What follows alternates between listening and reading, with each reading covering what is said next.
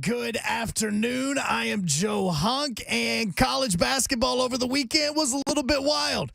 Don't know if you know or not, Tennessee upset Auburn, which at the time was ranked number 3. They've actually now dropped to number 5, but Tennessee has moved up 4 spots to number 13. In fact, there are 5 SEC teams currently in the AP poll going into the last week of the regular season for the men. The college baseball poll is out, and Baseball America has 8 different SEC teams in the top 25. Vanderbilt has dropped 2 spots from 5 to 7, and Tennessee moved up 1 spot to number 16. And because Major League Baseball sucks but decides that they still want to talk to each other, sources are currently saying that Major League Baseball is willing to cancel the first month of the regular season as the lockout is still in effect right now at 3:03 p.m. For all your foundation repair and waterproofing needs, you can visit, and you need to visit, USSTN.com. Breaking news at once on your home for the Vols, the flagship station for your Tennessee Titans, and home to 3HL. This is 104.5 The Zone.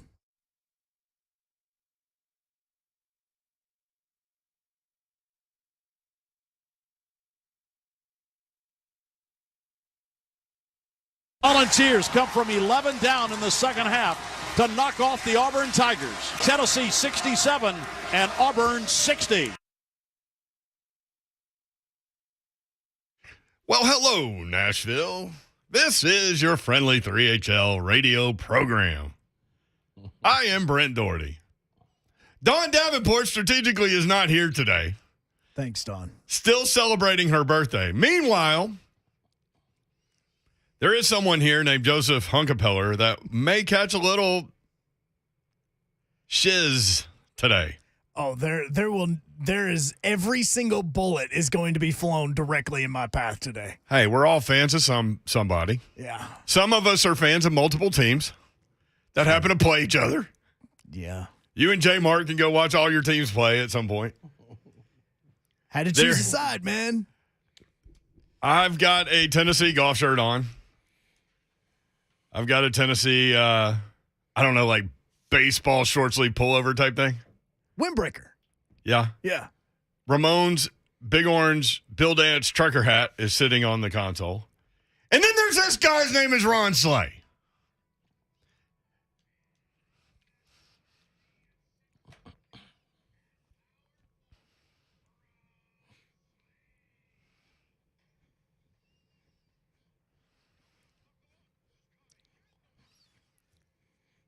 I came in a little low-key, Ron. It's a marathon, not a sprint. We like to sprint the marathon here on 3HL, but I know what's going to happen today. I'm getting myself ready. Are you ready to be in the game? What's up, ladies and gentlemen? What's happening out there, boys and girls? I love you. What's up, all SEC Nation, you know what I mean? All teams from all around the world, you know, everybody that's tuned in right now. You know, Mayor, you know. Yes, sir. I ain't going to do what everybody thought I was going to do. What were you going to do? What did everybody think you were going to do? A lot of people expected me to come in and, you know, take the roof off the studio and go wild and be in here pumping up, probably break another chair or something.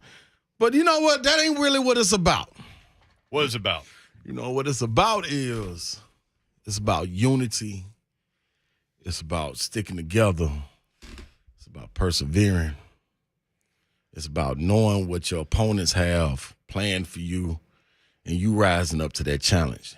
And sometimes you got to come in a little low energy. And like you said, it's a marathon. I mean, I'm looking at you right now. I'm looking at a guy that I think all week thought Tennessee was going to beat Auburn. I mean, you know, I called this 2 weeks ago. And me, on the other hand, a little nervous going in, but I did bet the Vols. Yeah, because you're a smart man. Yeah. Now, I have a brethren behind the glass. Joseph. I love you. You know what, Joseph? I love you too, my brother. You know, and I just got to say, you know, I tell everybody out there that's listening, if you are in your car right now, if you're in your office building right now, wherever you may be, Joseph, could you hit it for me?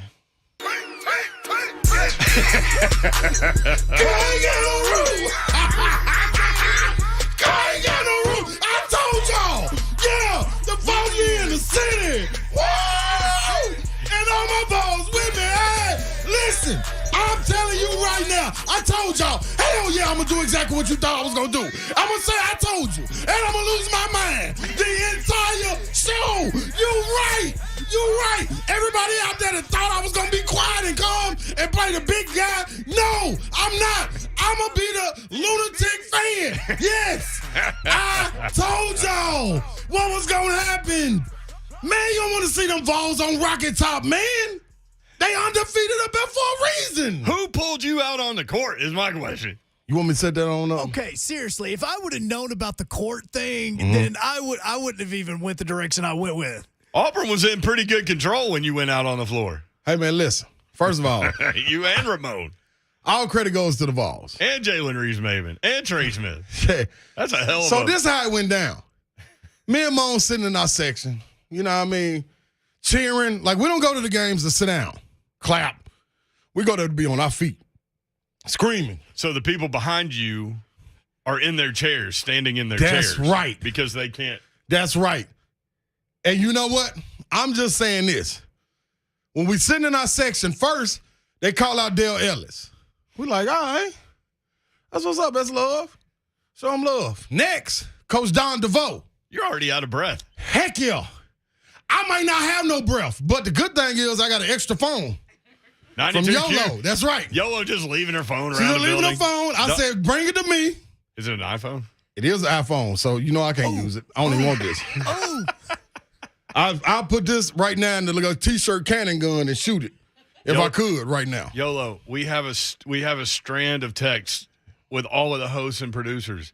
All of us have iPhones. Okay. So it would be a blue check. It would be blue messages, except for that guy right there. That's right. No, I don't have mine on. I don't have my iMessage on. Good job. no, That's what I'm talking She about. doesn't have her iPhone. Now that's why you Okay. get your phone back. Good job. Don't you have a show to do? Good job. Nope. That's my girl. Oh, That's what she's I'm off talking the about. air. It's That's what I'm talking about. Golly. Hey, man, listen, no. I'm telling the people, Don DeVoe go out. I'm like, man, they showing love. That's what's up. Then Trey Smith and Jalen Reeves-Maven, they get introduced. So at this point, I pick up my phone, and Jimmy D, that's my guy. You know, he's over all of that. You know, the fan participation, the people they bring out on the court. I text him and say, hey, man, now, you know I'm in the building, don't you? You do know this. He was like, How could no one know that? Like, everyone would know that, right? see, I kind of snuck up there, though. Oh. They didn't really know I was coming. So I don't blame them. But once you do know, I text him and said, hey, man, me and Ramon need on the floor. Introduce us. He said, I got you. What section you sitting in? I'm coming to find you. Told him the section. So when he came up there, I said, listen. He came up there about right before the 12-minute timeout. I said, no, don't pull me out until they go on the run. When they go on that run, bring me to the floor. They went up one going into the 8-minute timeout. It's time. We go on down. We holler at Coach Former. I almost drug him out there on the floor with us. But he didn't want to go. His wife wouldn't let him go. So he had to stay right there. Yeah, Vicky wouldn't let him go. So we went on out there. And when we went out there on the floor, man, everything was cool. He said, go in the middle of the floor. We're going to give Ramon some T-shirts to throw. We're going to give you the T-shirt gun. Man, do your thing. I said, cool. I'm calm. When the timeout hits, go out there on the floor.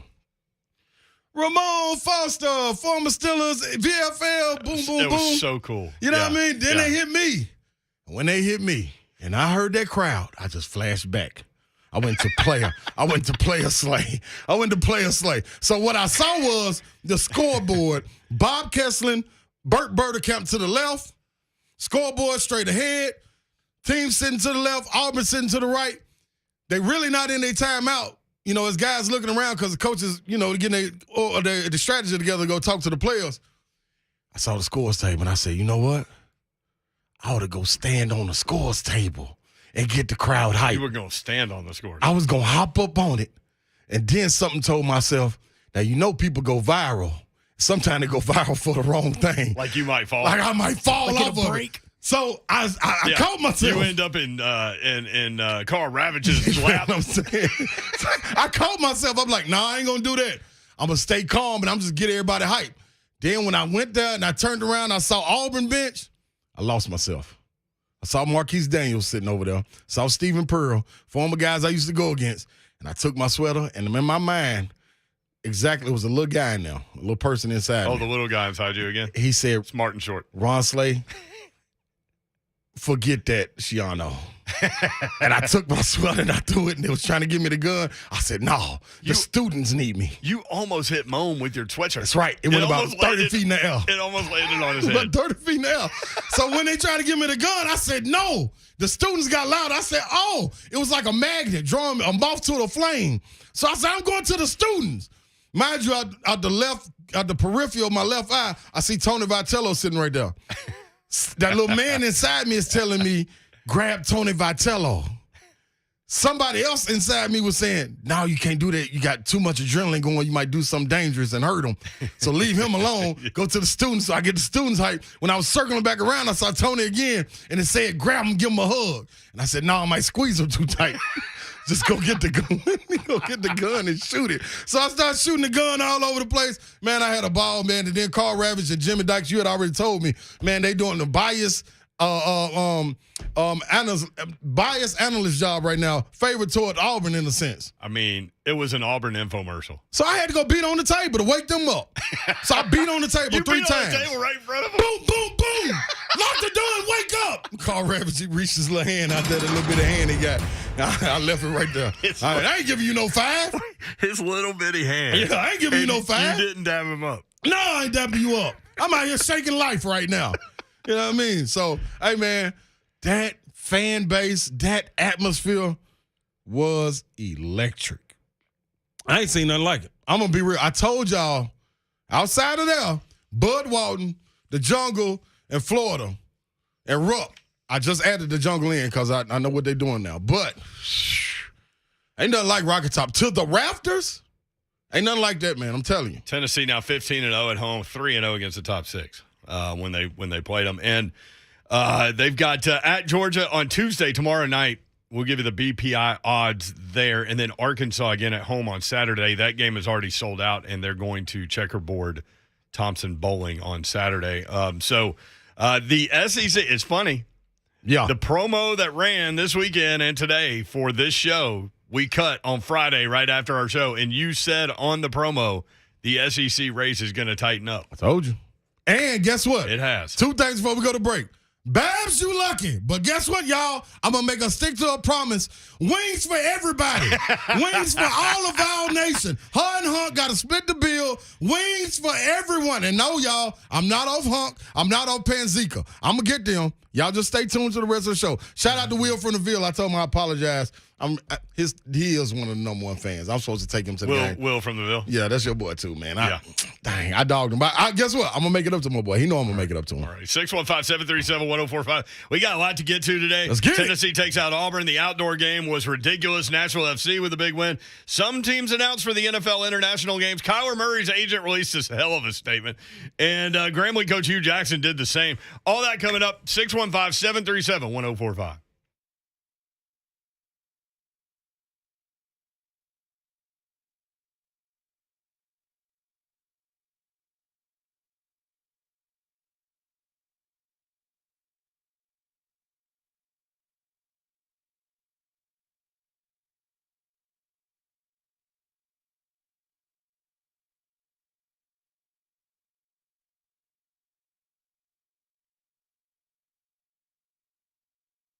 Speaking of Coach Mack, I released a video that 3HL for Life hit me back with. Coach Mack in Kansas City at a Titans rally a few years ago. You got to see that. At Brent Doherty is the Twitter feed. Check out action247.com to get betting, sports betting, and bet local with these guys. The only local legal sports book in the state of Tennessee.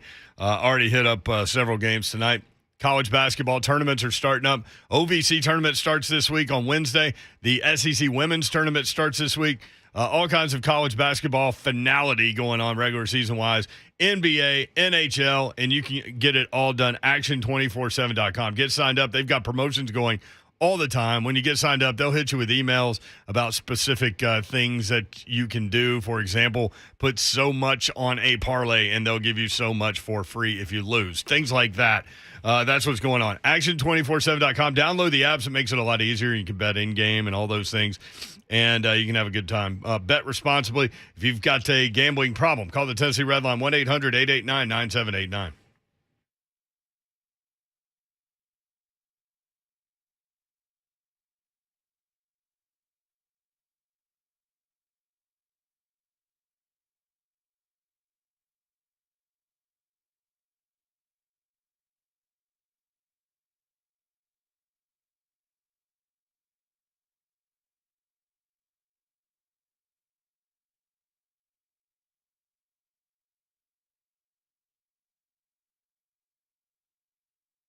I'm about to have some fun with Gupton Dodge Chrysler Jeep Ram, and you can too. My fun means that I'm going to go in and design a Jeep that I want. Now, I don't know price-wise what that's going to look like. Maybe it doesn't work out, but I'm going to have fun creating that vehicle. And you can do it too. GuptonMotors.com is the website. Whatever you're looking for, car, truck, SUV, or in my case, a Jeep, you can get it done there. GuptonMotors.com. All of the inventory is there. All of the dealership information is there as well. Go see my friends at Gupton, about 30 minutes from downtown Nashville and Springfield, Tennessee. 24 west toward Clarksville, exit 35, straight shot to the best car buying experience you'll ever see and experience. Car, truck, SUV, or Jeep, new or pre-owned, go take your test drive. Ask your questions. They'll have the answers. There will be no pressure at all because here's the only goal for you and for them.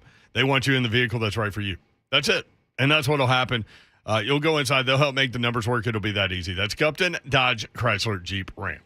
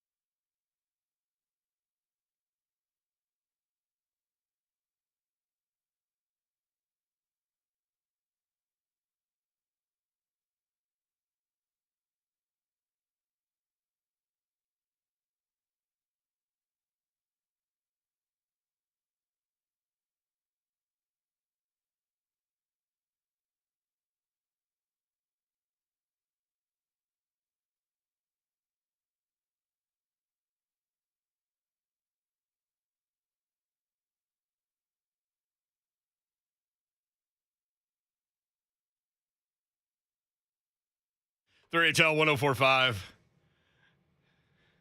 Brett Doherty, Ron Slay, Don Davenport out. It's her birthday weekend continuing. Yeah. Yeah. And you know what? Happy birthday, Babsy. But let me tell you this. When you come back, just listen. Just sign the bottom of the check, and I'll take it up to Strikeout Wings for you. Don't you even worry. And you know what?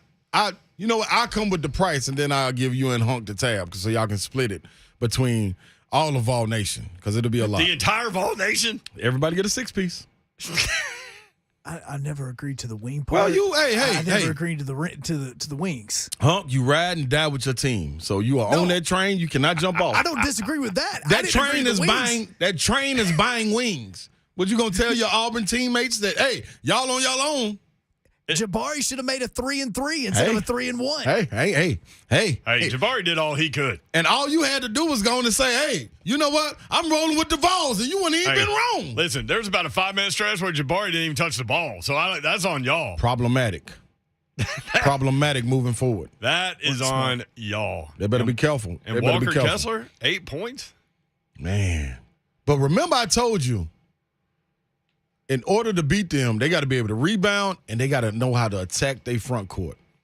Early in that game when Auburn went on that run, man, that front court, the 5 guy, whoever was guarding the 5 man, Jabari or Walker Kessler, was sitting under the rim. Yeah. Just sitting there, just roaming the paint. Like, please bring it in. You can't beat them like that, dude.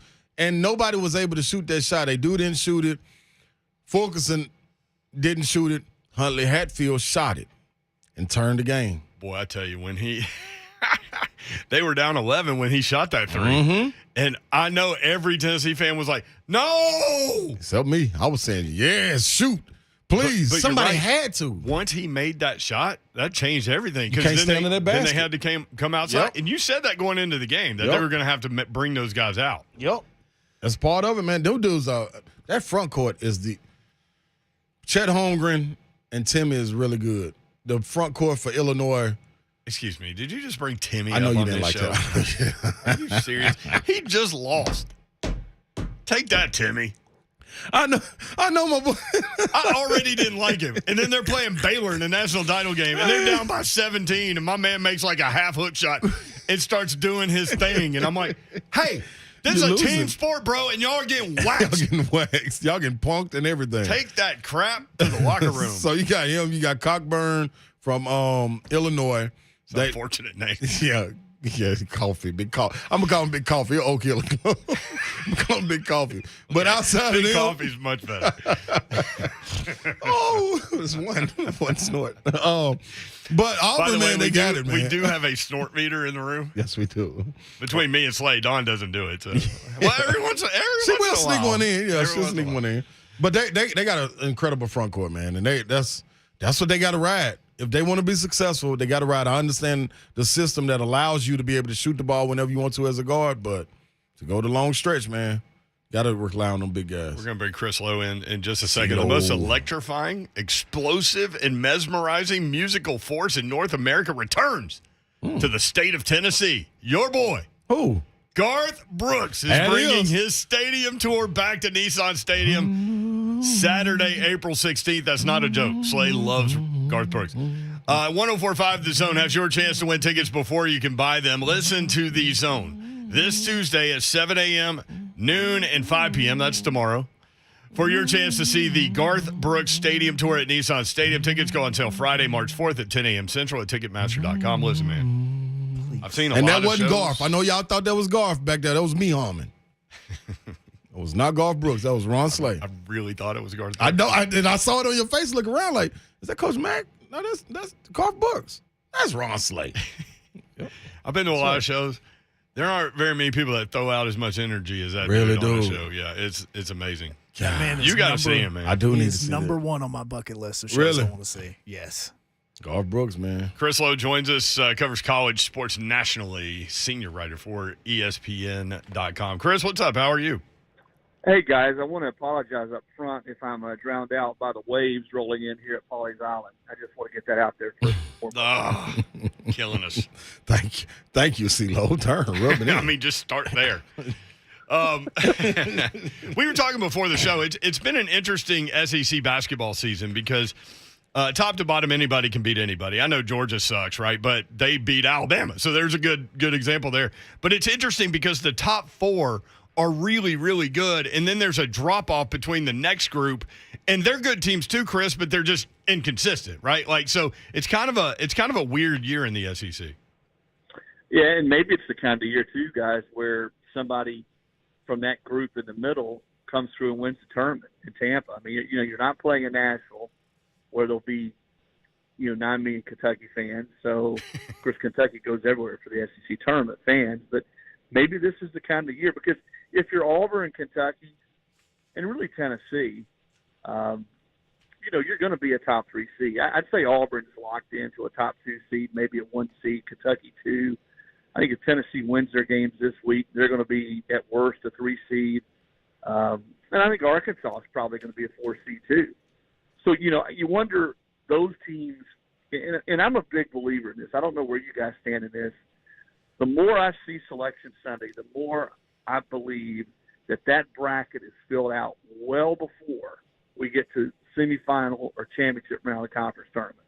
That what you do in a conference tournament doesn't mean a whole lot, that committee has that bracket already filled out, which is why I believe unless you lose in the first round, or say a team like Florida sweeps through and wins the SEC tournament or gets to the championship game, that the tournament, the conference tournaments don't mean a whole lot, which, to your point, Brent, maybe we see somebody like a Florida, like a Mississippi State, whoever sort of come through here. LSU is another team that's plenty loaded, plenty talented enough to sweep through and get to the championship game or even win the title.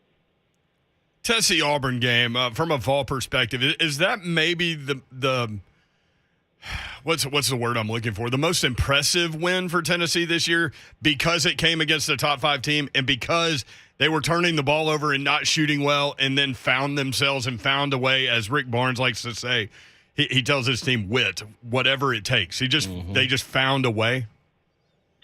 The only thing to me, Brent, that kept that game from being a perfect 10 is we didn't see Slay get up on top of the scores table. He thought about it. The little man inside him, Chris. He thought about it. I know. I had a good source last night on the Nation telling me that, i.e. Ron Slay. But here's my thing about that game. You nailed it, man. They had that wall offensively. They turned the ball over 18 times, and they still take down the number 3 team in the country because, and I think this is why I like Tennessee in the postseason, because they can absolutely lock your butt down on defense. And they don't really have a great rim protector. Certainly now that Como is out, he was sort of the closest thing they had to that. Now, the young guys are starting to come on, Adu, and I give Rick Barnes all the credit in the world for what he's brought along, Huntley Hatfield, and Adu, and certainly Euros, has his moments. But those 2 freshmen, Huntley Hatfield and Adu, the way they have continued to get better, Rick did not rush them. Adu was hurt in the preseason. He certainly didn't just throw him into the deep end. And now you're starting to see, when it counts the most, those 2 young guys come up and really play quality basketball. And CeeLo, looking at this team, and not to backtrack too much to the teams before, but was this what was kind of missing besides the pandemic that held the teams from being able to practice and be around each other all the time, and the Keon Johnson and Jaden Springer team? Is that the biggest difference? This team having a real preseason, being able to go through it and gel and kind of vibing with each other, and it was no pressure about throwing a guy out there and expecting big things from all of them. Kind of gradually got to go through the maturation of a season and being a freshman. Yeah, and Ron, I think you nailed it, man. I think that was for a lot of teams because they just, basketball is such a chemistry sport, man. Yeah. You got to be together and play together and practice together and get to sort of know each other. And I mean, during the COVID time, you couldn't be around guys. You couldn't be on the court. You couldn't work out together. You couldn't go and just play ball together. And I think this team, when you talk to guys who've been around on this team now for a while, Vescovy and some of those kids, this team is really close. And Rick is at his best when he's able to mold a team gradually, sort of at his pace, and get them to buy in the way this team has. And, the freshmen, I think it's been really a perfect mix. The freshmen with some of the older guys. And I think we forget that the way Tennessee's played these last few weeks, they've done so probably without their most consistent inside threat, and that's Kamwa getting hurt. So, kudos to the team and kudos to them, as you pointed out, Brent Slay. We talked about this last night, that they're winning games against quality teams, even when they don't play A basketball at times, and that's hard to do. I mean, this has been a team that has found different ways to win. Yeah. It's been a different guy every game. John Fulkerson's a great example of that. You know, he's had games this year where he hasn't played great basketball, but against Auburn, for instance, he gets 9 rebounds. Mm-hmm. You know, they don't beat Arizona without John Fulkerson. They don't beat Vanderbilt that first game without John Fulkerson. Yep. So at different points in the season, different guys have stepped up and played big games. And I think that's sort of what this team has been about, is it's been a really good team and not necessarily a team that has a bunch of stars on it. I think a good opportunity for Auburn, too, to kind of look at that tape and understand that everything needs to go through Jabari Smith. I mean, you can run some stuff for Walker Kessler down low for sure. And the guards need, what they can get to. But, I mean, Jabari Smith just went several minutes without touching the basketball and getting a shot off against Tennessee. And that's what did it. I mean, Auburn led 39-28, and then Tennessee led 45-41. That's 17-2, the run, and Auburn was 0 for 12 in that stretch. Yeah, I think you're Bruce Pearl. And listen, Bruce knows a whole heck of a lot more about basketball than me. I can promise you in that huddle and after the game, Brent, that's exactly what he was telling his team. We have got to feed this guy and ride him. I tell you the other thing it did is I think Jabari Smith is such a special player. Yeah. And you're starting to see him get better and more assertive every game, that even when he gets 24, 25 points, if you can take away their guards, which Tennessee did in the second half, Auburn's guards were not very good at all in the second half, and that's being kind. Now, a lot of that's Tennessee's defense. And if you don't allow Kessler to be a presence offensively, that puts a lot of pressure on Jabari Smith. And he can get 24, 25 points, and you can still beat that team if other guys around him don't play well. And I look at it, looking at the total landscape, going in this SEC tournament and then the NCAA tournament. I'm selfish as a big man, thinking the big men can always win the games and things like that. But we know, man, guards win tournaments without question. And looking at it, you got a guy in Note who's really, really just blossoming in his spot. Coming off that 6-man last year, man, and then now this year taking on that role for Arkansas. He's doing really good. And then the question, though, that's up in the air out of these 4 teams is Kentucky, Chris. You're looking at Ty Washington and Wheeler. How healthy will they be? I saw they did play on Sunday. Didn't get to watch the game. Had to watch it on the GameCast. But I'm not sure. Does Kentucky get over the hump by inserting them back into it and then taking the ball out of Grady's hand? Or Cal got a lot to figure out up there in a short amount of time going into these tournaments. I tell you what, Slay, if there's 30, 40 seconds to play and there's a guy that I at least want, if I'm the opposing team and there's a guy I at least want the ball in his hands, it's Note. I mean, that guy scares the you-know-what out of me because he can score so many different ways. He's a clutch guy. He can get to the line and make free throws. He right now is the guy that if you're trying to defend somebody in the SEC, he scares me more than anybody. Yeah. And you go back to guard play in the NCAA tournament, and that's underscored even more. I'm with you on Kentucky. Can they get their guards, Ty Washington, to a point to where they're really healthy and they're back to what they were? Can they get to that point? Then I think they're probably as good a bet as anybody because of just how good Tshiebwe is inside and his ability to create, offensive rebounds and just – I mean, who else do you have in the league that can rebound like that and get those garbage points the way he can? And then Auburn. I mean, I go back to Jabari Smith. I still think they've got to have people around him to score. And then the thing about Tennessee is that, yes, they have had laws offensively. But, Slay, we talked about this last night. When you get into the realm of the NCAA tournament, how many times do we see games that are played in the 50s, the early 60s? It basically gets down to the last 6, 7, 8 minutes of the game, who can make the most defensive stops. Yeah. And that's what Tennessee has done better than anybody this year. And that's why I think even if they have a bad shooting game, even if a team takes Vescovy out of the game, I think this team is good enough defensively to be in the game at the end to win it. Now, they've lost a few of those games like that this year, those grinded-out games. They lost to Texas Tech in a game like that. They lost to Texas in a game like that. But I think we've seen this team grow up, and I think it's going to be a great tournament in Tampa. And if you guys told me right now that Arkansas, Kentucky, Auburn, Tennessee are all in the Final 8, I wouldn't bat my eyes at all. I think they all are certainly capable of beating those kind of teams. Right. Good stuff, Chris. Appreciate you checking in, man. Okay, guys. CeeLo, let me ask you something before you leave, CeeLo. Let's go. A lot of people been coming up to me like, hey, man, they need to retire your jersey or whatever it is. And guess what, CeeLo? I just want to know if you on board with this. I don't even want them to retire me. Just each game, if they could kind of string me up and hang me up there in the rafters. Just hang my body up there and give me a megaphone or a mic and let me just cheer from up there each game. What about that, CeeLo? You on board with that? Oh, man, not only am I on board with that, I'm going to start lobbying for that, Slay. You know, every radio show, every TV show, and you can have like a huge box of headbands, and you can throw them out to the crowd while you're up there with the megaphone. Just the crow's nest right up top. Yeah. At CeeLo ESPN. Thank you, Chris. My man. Man, when you start talking about that, I had this image. Remember back in the day, NSYNC, they had that one song where they were all puppets. It's gonna be me. Kyler Murray, his agent had a hell of a press release. We got that next on 104.5 this hour.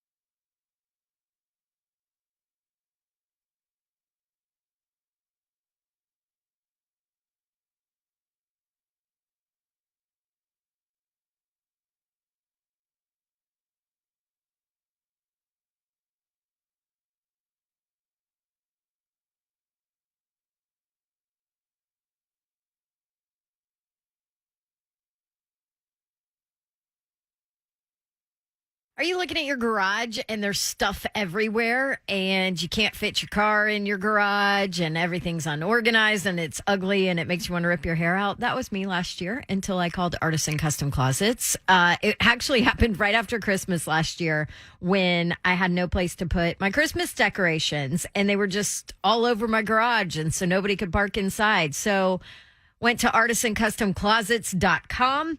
Talked to Danielle, who was my personal design consultant. She'll be your personal design consultant here in Nashville as well. She came out. She looked at everything. She measured everything. She personalized a space to fit my needs. Free consultation at my house. Then gave me 3D plans, laid out all of my options, laid out all of the cost on each of those options. I said, okay, this is over my budget here. I want to add this here. Can we take this away so that I can still be within my budget? And Danielle did it all. Artisan Custom Closets makes it easy for you to say less to the mess.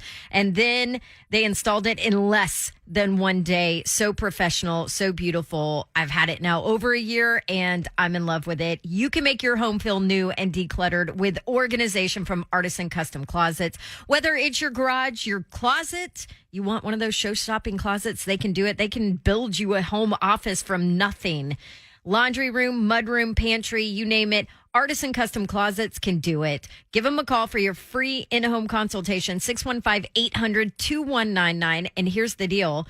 ArtisanCustomClosets.com. If you tell them Dawn sent you month of February, 15% off. 15% off at ArtisanCustomClosets.com.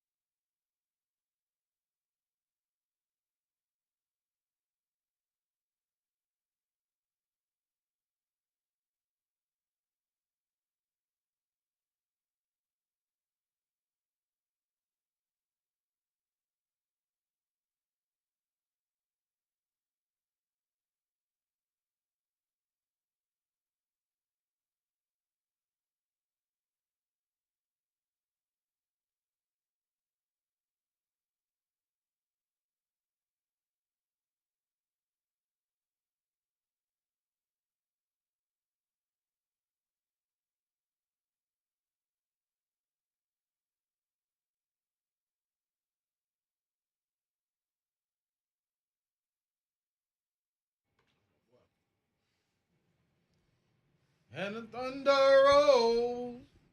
And the lightning strikes. What's amazing is this really isn't Garth. This is what Ron recorded during the break. It is. Also, who's Ron? Yeah.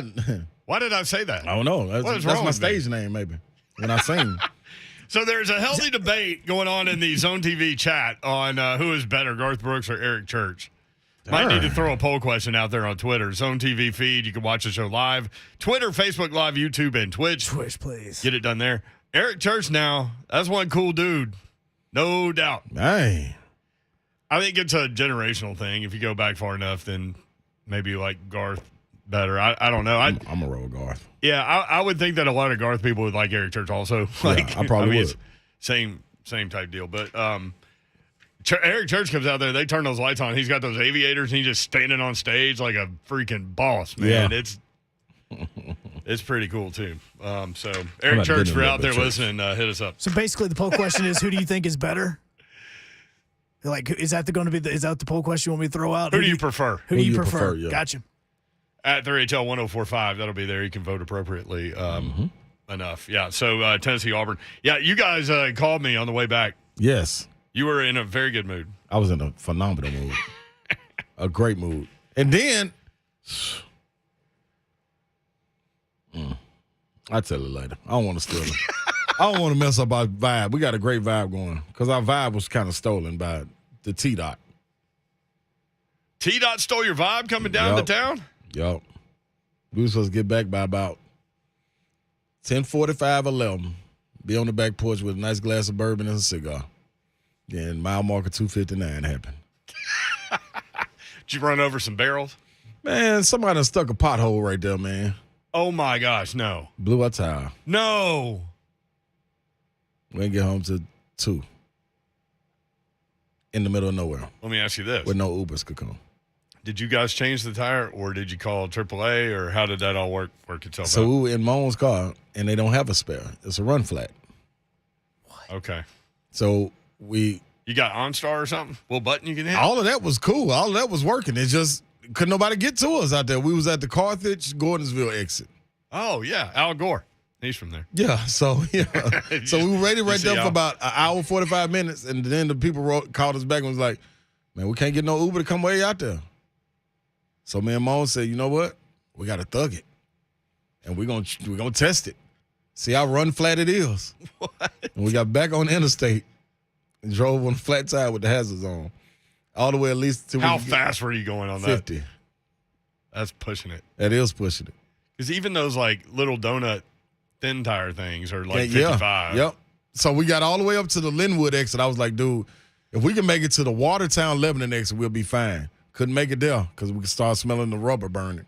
So it was like, How much damage did y'all do to that car? oh, man, it fought. It was a valiant effort.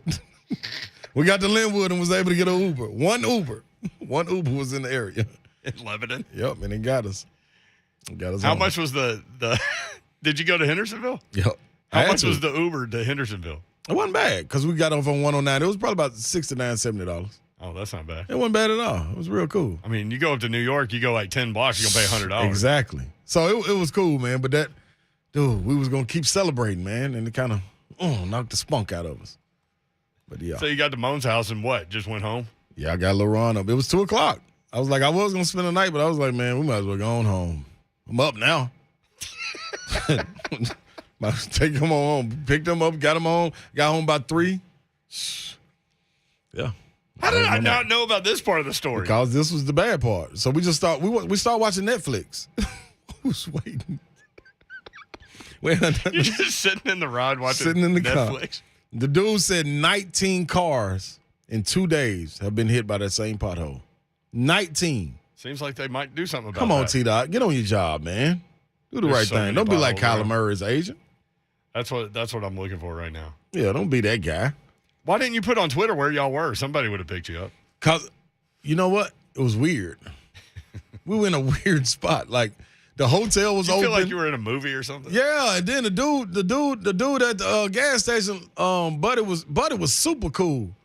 Country boy, Good and cool. Had a dog, dog chained up to the gas This station. is literally the plot to The Hills Have Eyes. Hey, well, this is what it literally the plot was. to that. Man, dude was super cool. Asked him what kind of car it is. Old guy at the filling station, Yeah, like they used to call it that's back exactly in what the day. it was. A filling station. Yeah, and dog chained to the gas tank. And the dog was. I told him, man, that dog well mannered, man. It's a well mannered dog out here in the wild like that.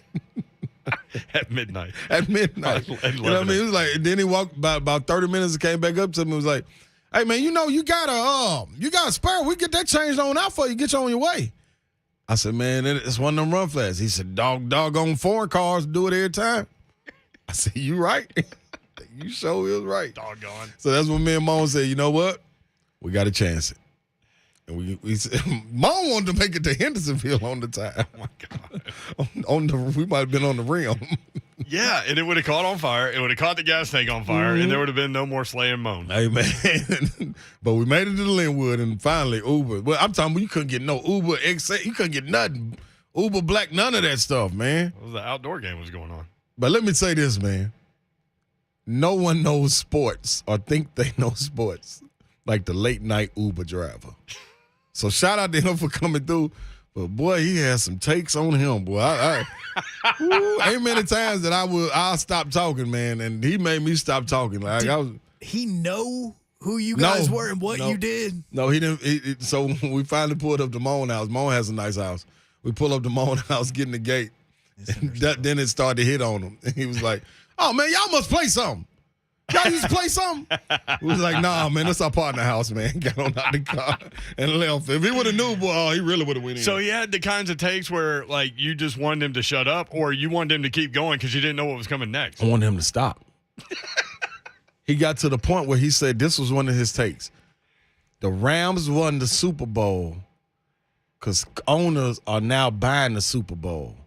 And I was like, you know, he kind of right. They did buy a team and put a team together. But that's not what he meant. That's not what he meant. He meant they get together in the offseason and say, hey, And figure it out. we're going to win the Super Bowl. We'll divvy it up with the rest of y'all, but let us take the biggest chunk. So this is why the Cowboys never win. Jerry Jones isn't willing to divvy it up. That's the problem. Oh. And when he said that, I Might looked be at onto Moan and something said, "Oh yeah, you got this one, bro. I ain't got no sir. Man, my eyes gonna be hurting from looking at my phone. I am not looking up. No, not one. Then he had the heat on or something. Like he was trying to sweat me and Moan out. There's some weird stuff going on at night, man. After 1 o'clock, ain't nothing going right, man. I'll tell you that. Sheesh, just trying to make it home to get a bourbon and a cigar." Man told us that we found out the NFL owners are divvying up the Super Bowl. Miss Amy, please get involved in it. It's like, I don't know what's going Amy, on. get Please. involved. You need It's this wild, Uber guy man. to talk to Miss Amy. I need to go look him up, man. Salute to him, though. He said he was, and then, oh man, so many stories. I'll wait until the summer. See, I used to drive for Uber, man. So I know, but I ain't used to carry conversations on like this, dog. That man told me, man, he was a producer. Said he make, and this may be true, man, but I man told me, man, I was like, man, you do this as a side hustle, you know what I mean? This your gig. Now that's what Mama asked me. This your gig. He said, nah, man, I do this just for, you know, it pay well. I was like, oh, that's what's up, man. I said, yeah, man, anytime I can make 6 figures. I said, driving Uber? Whoa. I said, hey, boy, you done found it. Like, you on your what? Man, I said them stories in the summer, boy. Uber cool, but man, it's 6 figures. All right. I'll Uber somebody to Huntsville, man. Make me some money on the way home. There That you man, go. hey, Or you'll die. One of those two things will happen. We'll get to Kyler Murray's agent's press release. When we come back, Brett Kern was right in the middle of whatever happened before the outdoor game on the ice when Pecorine threw a fish. And, like, I know a lot of y'all were there, but watching on television, Pekka had this look on his face, and then Taylor Lewan just started dying laughing, but they didn't show what happened. Brett Kern was right there. We'll talk to him next. 3HL 104.5 The Zone.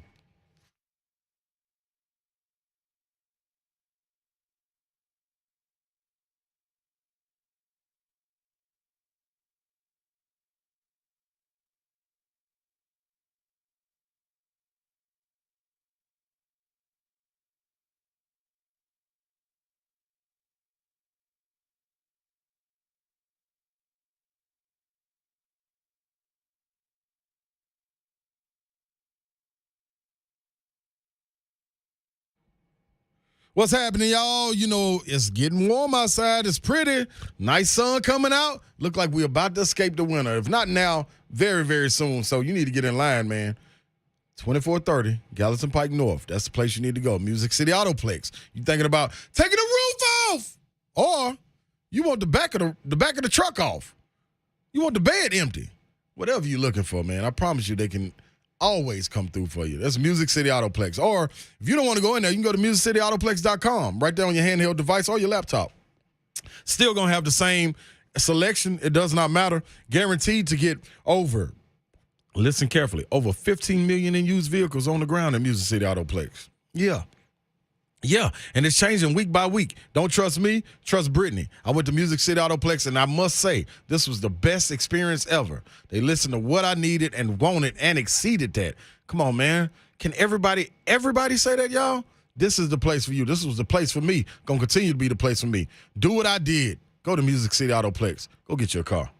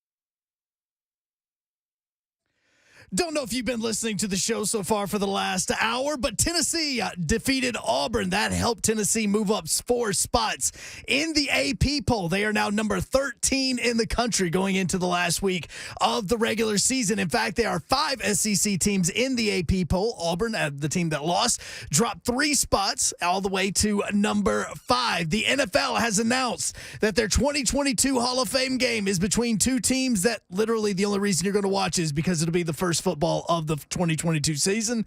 That would be the Raiders and the Jaguars. They're going to be highlighting the enshrinement week. And Major League Baseball is willing to cancel the first month of the regular season, but they are still at the negotiating table with Major League Baseball and the Players Association as they are meeting again before possibly making that decision on canceling the first month. For all your foundation repair and waterproofing needs, you need to go visit USSTN.com. Breaking news at once on your home for the Vols, the flagship station for your Tennessee Titans, and home to 3HL. This is 104.5 The Zone.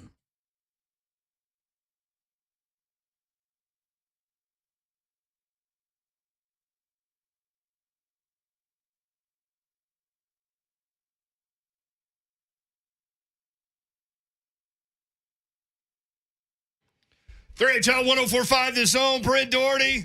Dawn Davenport is out. She is still celebrating her birthday, as she should.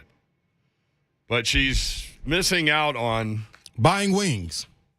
getting a little trash talk thrown her way over the Tennessee-Auburn game. Yeah. Joe Hunk is here He's facing here to take all of it. Every single bullet fired is going directly at me. That's right. And then there's this guy dressed in all orange today. What's happening? What's happening? And from Nashville, Tennessee, at 6'8", at Mark power Mariani. forward, Ron Slay. Y'all better buckle up, because this car ain't got no roof. Woo! That's right. That's right. So on Friday, somebody who wasn't watching on Zone TV could hear the shaker, but asked if you had a shake weight over there. Yeah, they so did. Man, guess what?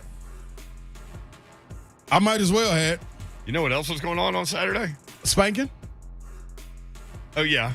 Okay, what else? But also, this town knows how to throw a party. There is no doubt. Man, I mean, lose 3-2, who cares? Win, big lose, or draw. picture, that was a big party, and this guy was right in the middle of it. Titans punter Brett Kern joins us now. Brett, what's up? Hey, Hunk, the weird phone thing happened again. Hang on, Brett. He got locked. Yeah, man, I can't wait. Oh, I can't wait to hear from Brett. I know he had some stories, man, out there with the fish and you know what I mean. All that it's heavy in the game. Anytime a party's taking place in Nashville, Tennessee, man, one thing you better know is we know how to shake it. You understand that? I mean, shake life, and I love every bit of it. There, Brett Kern, you with us? Well, yes, I'm here. There he is. Hey, what's going on at your house? I heard something weird might be happening. Oh, I tell you what. Yeah, we just last night, got home and I had a huge kind of like river going down the side of my house and went in, took a shower, and it's pretty much no water pressure. And so we got a huge leak out at our water meter, and so we got a guy. He's out there right now digging about a 2-foot hole trying to figure this thing out. Oh, so, my goodness. We've had no water all day, and so washing the hands means going outside, rubbing your hands on the grass, just like the good old days, Oh, yeah, ain't nothing like that. Oh, my goodness. Get back to it and start playing. So at this point, you have no idea what caused it. No idea. I guess the company that's over here, so this is pretty common from November to January, February. So it's just, is what it is. Part of being a homeowner. I mean, I don't know. Pipes frozen or something. I mean, you're from Buffalo. Like, you know how to deal with that stuff. Yeah, well, yeah, but it's just different up there. They probably use who knows what they use down there. It's. You think the pipes are thicker in Buffalo? That's where we're going. Oh, yeah, absolutely, they have to. I was trying to say that in a way that wouldn't come across bad on the radio, but leave it for me. Yeah, it's definitely they definitely do it a little bit different up there when it comes to the cold weather and the snow removal and all that kind of good stuff. Look, man, we had an event to go to on Saturday, so I was watching the outdoor game from the house, and I got to tell you, man, it looked amazing. I know a lot of people listening were there. you were there. What was it like on the ice? Like you and Taylor Lewan and Pekka Rinne walk out on this red carpet. What was the atmosphere like? Man, I'll tell you what, it was pretty crazy. The first objective was to not fall, because that carpet's just laid there on the ice, right? So it's not anchored to anything. And really, you're kind of just going on this carpet. And the lady that was in front of us that was kind of helping myself, Taylor, and Pekka, she was kind of showing us where to go and all that kind of stuff. Well, she stepped on it, and, man, she wiped out. And so, she was fine. It wasn't – but it was one of those kind of, that didn't look pretty. So I just told Taylor, and obviously Pekka knows what he's doing, being on ice. But, Taylor and myself, I just said, hey, man, just be careful. So, but it was crazy. I mean, it felt like, a playoff game. It felt like, Monday Night Football game. Just to be able to experience that environment, especially in Nashville. I went to the first outdoor game, Winter Classic, when the Penguins played at the Sabres. I was a freshman in college, went to the Bill Stadium, and they've come such a long way from what it was back then. They had to stop every 4 or 5 minutes because, of course, it was snowing a little bit. It was cold. They had to scrape off the ice. And then talking to Brandon Walker, who works for the Preds, great guy, he was telling me that, they're thinking about with what they've done with technology-wise, that they're thinking, hey, you know what, we could probably do an outdoor game in Tampa, which is insane to me. That is that crazy. You can have a hockey game in 70, 80-degree weather. But that's just how far the technology's come, and it's way better to have it in a football stadium than it is in baseball. I mean, you just know the dimensions of a baseball park and all that kind of stuff. It just doesn't work really well. But having it in a football stadium it's pretty sweet. So what happened when you look like you had like an igloo cooler or something like back in the day. And so like you present the fish, I guess, to Taylor, right? And then Taylor gives it to Pekka, and then Pekka throws it. And then the look on Pekka's face should be a meme all over social media right now. But they didn't show what happened, like what led to that look on his face. What happened? Yeah, I'll tell you what, it was quite a 5-minute stretch before we even went out there, to the point where the lady that helped us out, she got Taylor a catfish, and the problem was that we were trying to figure out how do we get this thing out here without giving it away. And so I was wearing a hoodie underneath my jersey, and I thought, Taylor, man, let me just get this catfish in my hoodie. We'll be totally fine. But the catfish, the head wasn't necessarily on there sturdy enough. So when I tried to put it in my hoodie, I was like, Taylor, man, this head's about to fall off. And so I said, let's just get this Gatorade cooler, and we had to make sure that Gatorade it was fine because it's on national TV. Is NHL approved? Because Taylor had to scratch out. He was wearing a Barstool hat, for the boys, whatever. And the lady made him take it off. Like, hey, NHL Barstool, not cool. I was like, wow, all right. So he had to put on a different hat. And so I was taking this little Gatorade thing. I said, we do this. Like, we have to. Like, Pekka has to throw a catfish on the ice. Like, the place will go nuts. Yeah. So we were walking out, and Taylor and I were talking about how if Pekka throws this thing, there's a good chance the head's going to fall off. So we're walking along, and we're in the back of the end zone, and this random guy in the front row says, hey, Taylor, come throw this catfish. And it's a brand spanking new looking, like it had just died catfish. And Taylor opens up the cooler, takes ours out, gives it to the guy, and he says, hey, I'll trade you. Grabs the new catfish. We put it in the cooler. Boom, we're good to go. And so it was a really cool experience. I felt a little awkward carrying out a Gatorade cooler, but, and then Pekka, when he threw that thing, he really didn't know what he was doing. Obviously there's no catfish in Finland. So he grabbed that thing and he chucked it, and it was about, man, I'll tell you what, a good foot from hitting this lady in the neck. And that's what his reaction was to. And I think everybody in the stadium, oh man, imagine that, like some lady from Toronto getting smashed in the neck with a catfish in Nashville. Smashville, baby, let's go. I so wish it would have. Is it bad that I wish it would have hit her? Oh. I tell you what, I mean, I would have felt really, really bad. Taylor was suggesting, hey, why don't you throw that thing at the lightning bench? And I was like, man, that sounds great, but we're not on skates. We're, 4 inches smaller than everybody else out there. So like, what if they come after us kind of thing?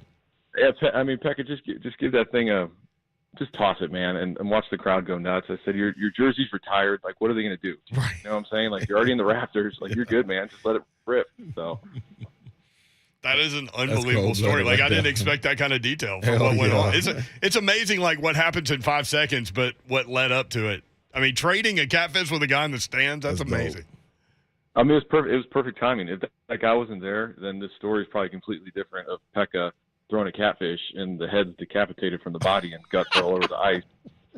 You know, and who knows how long that would take to clean up because the ice was, I mean, it's not like what it is in Bridgestone or any other arena. I mean, you know, it's homemade ice pretty much in the middle of a football stadium. How upset do you think people would be if, like, you would have just taken the fish and said, the heck with it and just punted it?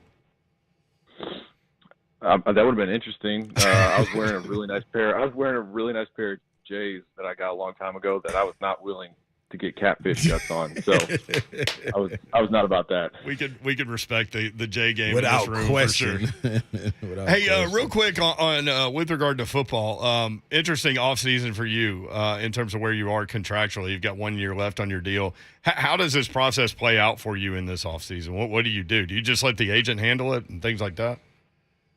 Yeah, I mean, honestly, I'm not really sure. This is kind of the first time I've been in this position. But I just, whatever John and my agent, they can talk, they can figure it out if they need to talk or have a conversation. You know, I'm obviously committed to being a Titan and, you know, finishing my career here as long as they want me here. You know, putting in the work and the effort to do the best that I can. So whatever they want to talk about or figure out, you know, I'm sure they'll keep me in the loop, and I really don't know the timetable of it. I'm just honestly just kind of enjoying this off season. I like to take a month to just kind of decompress and, you know, just kind of get away from football and, you know, hang out a lot more with the family and, you know, play golf as much as I can. And so, you know, when football talk comes around, I'll be, you know, right there to listen or whatever happens and just see what happens. Definitely can't imagine you in another jersey, man. Nah, Kern, and I heard you're cold. Go ahead, my bad.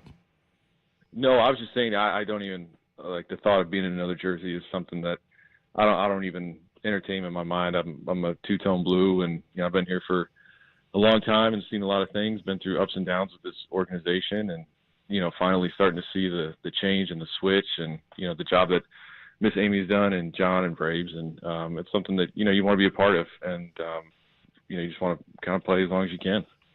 And Kern, I heard you're cold-blooded in golf, and I heard you just mention it. So if you ever just out there, you know, want to toss a few bags, have a cigar, some bourbon or something, and give out a couple of lessons, I'm game. Just hit Mayor up, you know what I mean? So bring us out, man. You know, we're game for that, just to let you know. If you ever need company. Well, I mean, you know, not everybody's a member at the exclusive clubs like your partner. Hey, so talk to him, Kern. Maybe we need to get the invite. Just, you know, get on a group text and say, hey, I got to see kind of beautiful weather this week.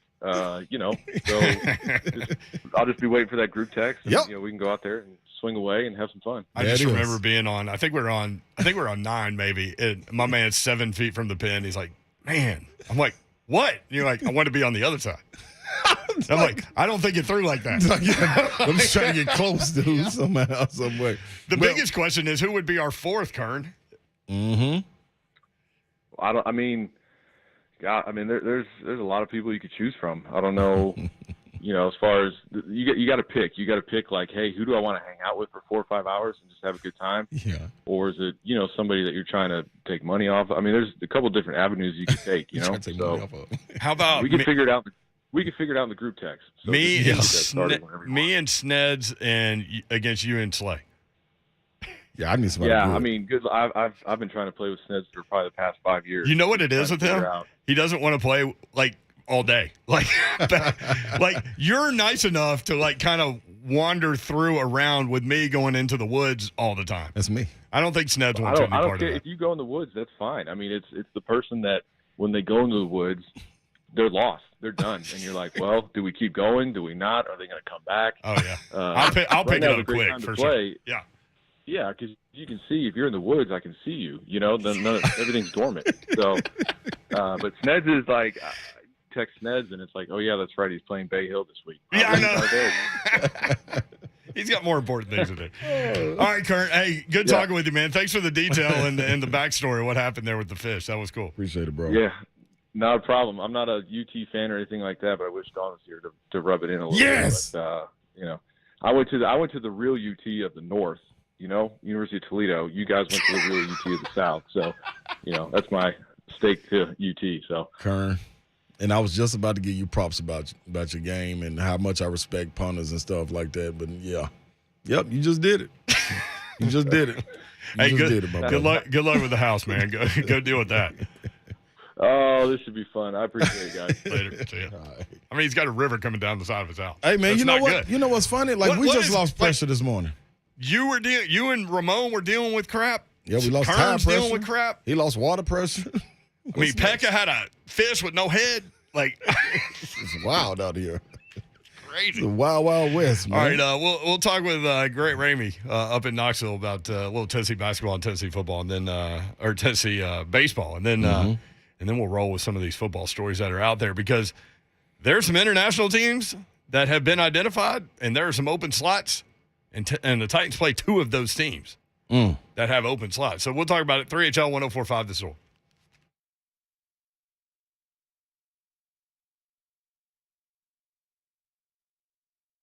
Action247.com, action247.com. Bet local.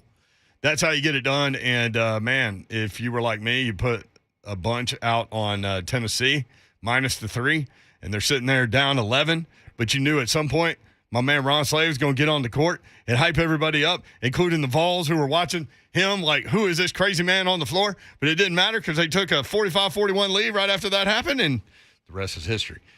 Maybe you want to go into the NBA world. You can do that too. The Lakers look like they're paying more attention to the people in the stands than they are players on the court.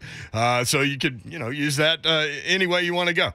NHL, back at it. I saw some Tampa Bay fans downtown as I drove into work today. Literally, they were still in their jerseys. That game was a long time ago. Pred's back in action in a few days. So get it done. Action247.com. Get signed up. The only local legal sports book in the state of Tennessee. They've always got promotions going. Just check them out. Get signed up. They'll hit you with emails about everything they've got going each day, and you can take advantage. Action247.com. If you have a gambling problem, call the Tennessee Red Line, 1-800-889-9789.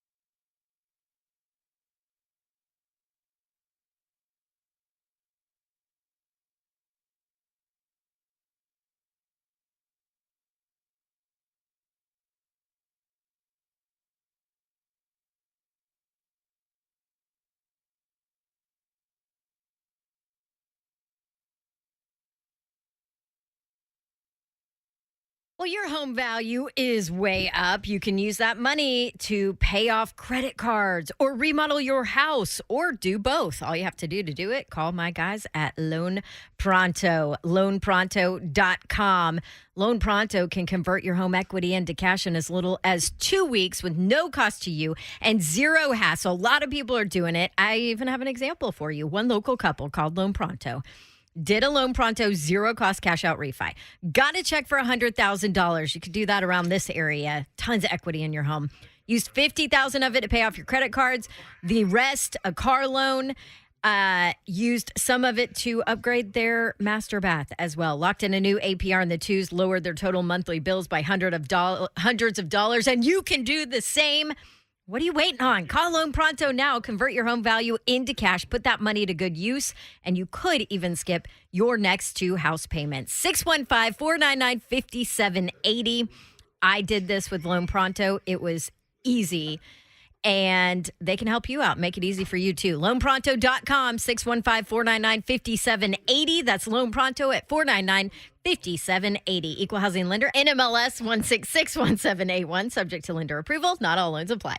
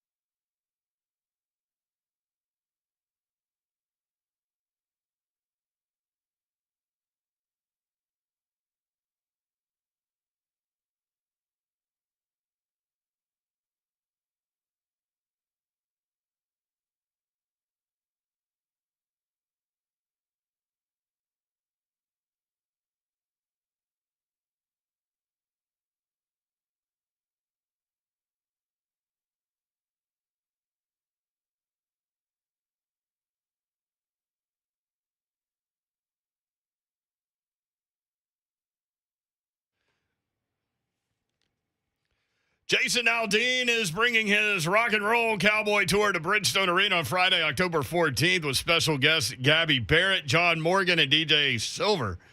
104.5 The Zone has your chance to win tickets. Sign up for your chance to see Jason Aldean's rock and roll cowboy tour by going to 1045thezone.com/contests today. Tickets on sale now. To purchase, visit Ticketmaster.com. Aldean's a cool dude. You wouldn't like him, though. Why? He's a big Georgia guy. Oh, no. I'm straight on. He's got a bulldog that's a descendant of Uga. Oh, wow. Probably had to pay a pretty penny for that one. So we were at a charity thing, and so I'd asked him about. He told me about the bulldog before, so I asked him about the bulldog, and the bulldog had just died. Oh, I mean, those are the kinds of conversations I get myself into, man. do, man. How's that bulldog, man? You told me all about it, man. I can't wait to hear it. Oh yeah, he died. Ooh, mayoral. Come on. And like it affected him. Yeah, I bet. That's man's best friend. It is. People love it. Mine love it, yeah, you ready? I ain't gonna say that. 615-737-1045. Let's go to Shane, who is in Cookeville. Shane, what's up, man? What up, Shane? Hey, guys. How y'all doing today? Hey, we're great, bro. Good, good. Hey, look, I know it's not Trash Talk Friday. Big Slay, I got to tell you something, bud. Okay, Ain't talk to nothing me. going to get me more fired up than anybody putting down our balls. Save for one thing. This Garth Brooks, Eric Church deal. Eric Church could not carry Garth Brooks' guitar strap. I'm telling you this right now. Yeah. He's going out there wearing his sunglasses in the dark. What's he trying to look at? Nothing, because he ain't got nothing going on. Garth Brooks is the greatest single-selling artist of all time. It's not even a competition, okay? So, poll, I done voted on it. It don't matter. We ain't got no roof. Yeah. Garth ain't got no roof. Yeah. He's on stadium ain't going to have no roof. That's right. Y'all boys have a good day. Love it, Shane. Definitely true. Yeah. That's right. By the way, speaking of that poll, right now Garth Brooks leads 66-34 over Eric Church. Yeah, the question is simple. Who do you prefer? And the reason why this kind of took off today is because everybody in the Zone TV chat started arguing with each other about who was better. Yeah. Garth Brooks or Eric Church. I like them both. Watch the show on Zone TV, Twitter, Facebook Live, YouTube, and Twitch. Church, please. Let's go up to Knoxville. Our buddy Grant Ramey checks in from GoVols 24/7. Grant, what's up? How are you? Grant. What's going on? I'm getting ready for the best time of year. We're how many hours away from March now? 10? 9? I don't know. 7? Something like that. It's close. I mean, March 1st is here. Yeah, I mean, it's funny because, like, I lose track of days in February. Like, I never know what when March 1st is. I had to look today, as a matter of fact. But, man, it was March-like in Thompson-Boling Arena with Auburn and Tennessee going at it. And, man, both of those defenses were on lockdown mode that game. And Tennessee just figured out a way. Down 11 in the second half, figured out a way to get stops. Auburn goes over 12. Next thing you know, Tennessee's in control. It was kind of a crazy game. Yeah, when Auburn scores to go up 11, I think it's Walker Kessler got like an outlet pass or something. He scored at the rim. It was relatively easy. It was really quiet in there for good reason. Tennessee wasn't playing that well. It looked like Tennessee was in trouble. But it's something about Tennessee and Knoxville, man. They're tough. They're really, really tough. I mean, the crowds they've had against Arizona, the crowds they've had against Kentucky, against Auburn on Saturday. It's hard to beat this Tennessee basketball team, period, because they're a good basketball team. They play good defense. They're physical. They're figuring out some stuff on offense. But when you put 21,000 behind them, like it was on Saturday, like the noise levels was at times in the second half, man, it's really hard to beat them. And obviously, they haven't lost at home yet, so it's that hard to beat them, I guess. One thing we haven't talked about, and Slay, you were up there, obviously. We've talked a lot about that part of it. But Auburn dancing on the logo before the game, it's a thing they do on the road. But judging by the Tennessee reaction after the game, that might have affected them a little bit. It for sure. I mean, Tennessee knew about it beforehand. Tennessee wasn't out there when it happened, and apparently it is something that they did it at Arkansas. I don't know if they've done it other places. Those are the only two places I've seen it happen is Tennessee and Arkansas. But, I mean, even if you're not trying to really, like, blatantly disrespect the other team, like, you find somewhere else on the court. I don't know why you'd want to hand somebody, an opponent that you're getting ready to face in their gym, extra motivation, because Tennessee definitely knew about it before the game started, and I mean, Russ Blasic tweeted about it after the game ended. I mean, I don't know. It seems like you'd want to find a new ritual that would make it a little less difficult on yourself. Right. You can do it at the free throw line on your end. Anywhere. You can do it in the tunnel or anything. You're going to get the same energy, but I'm with you, man. You don't do that on the road, especially an environment like that has been knocking guys off and waiting for a reason to explode. And I told Mayor this early on in the show, and I want to see what your thoughts are on it, Grant. Tennessee, after that Kentucky debacle and then LSU kind of smacking them around a little bit on the road, they took on this mindset mentality as kind of like the little man in the room, the little man complex. Like everybody's always picking on them. Nobody gives them respect. They don't never say it or anything, but they kind of carry themselves that way. You get that same feel from this group? My mind always goes back to that Kentucky loss and kind of the way they had to answer some really tough questions after that game. Like who are the leaders on this team? Why have you guys not established those leaders? Is there a toughness issue on this team? Is there a confidence issue on this team? And they obviously, when you give up 107 at Rupp, you're not in any mood to answer those kind of questions.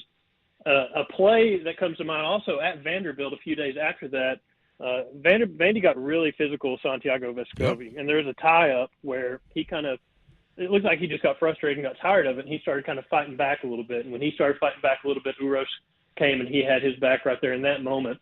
And it's felt like ever since then, there was the pregame stuff with LSU. There was the stuff after the Final Horn with Florida. There was the stuff in the corner of the court against Kentucky where the strength coach, for whatever reason, gets mixed up in the middle of Tennessee players trying to help up Fulke. And it's just whatever this team can find, that little shred of disrespect or whatever it is, they feel off of it. I mean, you saw what they did against LSU at home after the way they looked at LSU a few weeks earlier than that. You saw what they did against Kentucky after that incident there in the corner of the court. They went on a 17-1 run, and that's when the game changed. They took control there and didn't let go of it. And against Auburn, they didn't play really well for the first, 25 minutes or so, but that last 15 minutes, it certainly looks like they were more than motivated. Yeah, and you look at the steps, you can really never say that you got a next man up when you take a piece out like Olivier, when you're talking about a rim protector, a guy that's able to stretch the 5-man out from under the rim, a guy that's out there rebounding the way he is and able to score around the basket. Once you take that piece out of it and other guys are kind of not playing to our expectations as fans, when you talk about a guy like Fulkerson, but then you got Huntley Hatfield able to come out. How important was it for one of those guys to emerge to be able to pull a guy like Walker Kessler from under the basket or Jabari Smith, because it looked like one of those two guys were going to be on the 5-man every time, and whoever they were guarding, they were going to stay under the basket and just protect the rim and let them do whatever on the perimeter. How big was it for a guy like Huntley Hatfield to be able to make a shot from the perimeter? It was huge not only for him in that moment and in that game to gain that kind of confidence, but it's huge for Tennessee moving forward. Yeah. And it wasn't even really just that three that he rattled in that started that 11-0 run. They came back and tied the game and took over from there. But he had that putback dunk on that Miss Kennedy Chandler layup. On the first possession, right after the opening tip, there's a video of it on Twitter. Brandon Huntley Hatfield is kind of backing down toward the Auburn end, and Walker Kessler kind of jogs by him, and he kind of puts a shoulder into Walker Kessler like he wasn't going to give up an inch. I saw that. I thought that was kind of impressive to me, that he had that mindset and that confidence, and he was active. He was, he had some really good defensive possessions. There was one possession in the second half, in particular, where they forced a shot clock violation after he got switched on to Katie Johnson on the perimeter, and Kennedy Chandler he actually denied an entry pass to Jabari Smith on that possession. It forced a shot clock. So there was a lot of flashy plays for Brandon Huntley Hatfield, but there was also a lot of substance behind all that stuff that he did. I mean, he played 13 minutes in the second half. There's a lot of games this season where he didn't get close to 13 minutes. I think that tells you the progress he's made recently, and it's a huge development for this team moving forward. Grant Ramey, Go Vols 24/7. So Iona. That was a tough weekend for them. And it's funny because I was talking with a baseball guy about, hey, man, is there any way they can agree to just end this thing in the 7th inning? And I mean, not hours later, they were like, due to travel, if any team is up by 10 or more, we're going to end the game. And that's what happened. What was it, 68-3 over the weekend? It was 68-3. Saturday was 29-0. Trey Lipscomb almost hit for the cycle in back-to-back days after – I think only 4 players before him had ever in the history of Tennessee baseball hit for the cycle. I mean, my question is, if you're Iona, obviously you need to go south early in the season to get to some warm weather and hopefully get some games played. I don't think I would be trying to schedule teams that went to Omaha last year when you're trying to look for those games, because I don't know what you're gaining from a 27-1, 29-0, right, 12-2, whatever those weekend scores were. Surely, if you're going south, you can find some a little more, competition that's on your level, that's not coming off, one of the best seasons in program history like Tennessee is. Hey, is there any movement on the wide receiver coaching position with Cody Burns going to the Saints? I mean, there's names that kind of get floated out there, like they might be going to look at this guy, they might be going to look at that guy. I mean, I don't have a ton of names right now myself because I'm kind of in the middle of all the basketball stuff. But I mean, it feels like they've kind of kept it relatively under wraps. I mean, I don't know. It's a good opportunity to improve your staff. I mean, I think if you're a Josh Heupel and you're a year into this job, you know a lot more sitting here today than you knew in January 2021 when you got hired. So knowing what you know now after your first season on the job, surely it's an opportunity where you can go out and strengthen your staff, whether it's a wide receivers coach or you hire somebody else and shuffle somebody around on your staff. So it's a good opportunity for them to do it. I would love to know who they're going to hire, though, but I don't know it. Good stuff, Grant. Appreciate you, buddy. Appreciate it, Grant. All right, see y'all. All right, Grant Ramey, at Grant Ramey, Go Vols 24/7. Of course, Tennessee taking out Auburn over the weekend. So Georgia tomorrow, Tennessee with a – let me consult my little sheet here. 95.8% chance to beat Georgia on the road. I think that's right. According to BPI. If things are taken care of the way they're supposed to be. And back at home Saturday for senior night against Arkansas, sold out Tommy Bowl. They're going to checkerboard the thing. 11 a.m., early start time. Early. Kegs and eggs. Ain't nothing wrong with it. Tennessee, an 83.9% chance to beat a top 15 team on Saturday. Now, you remember when I told you, when Arkansas did them like that up there, just wait till they come back to Rocky Top. I'm telling you, it's going to be different.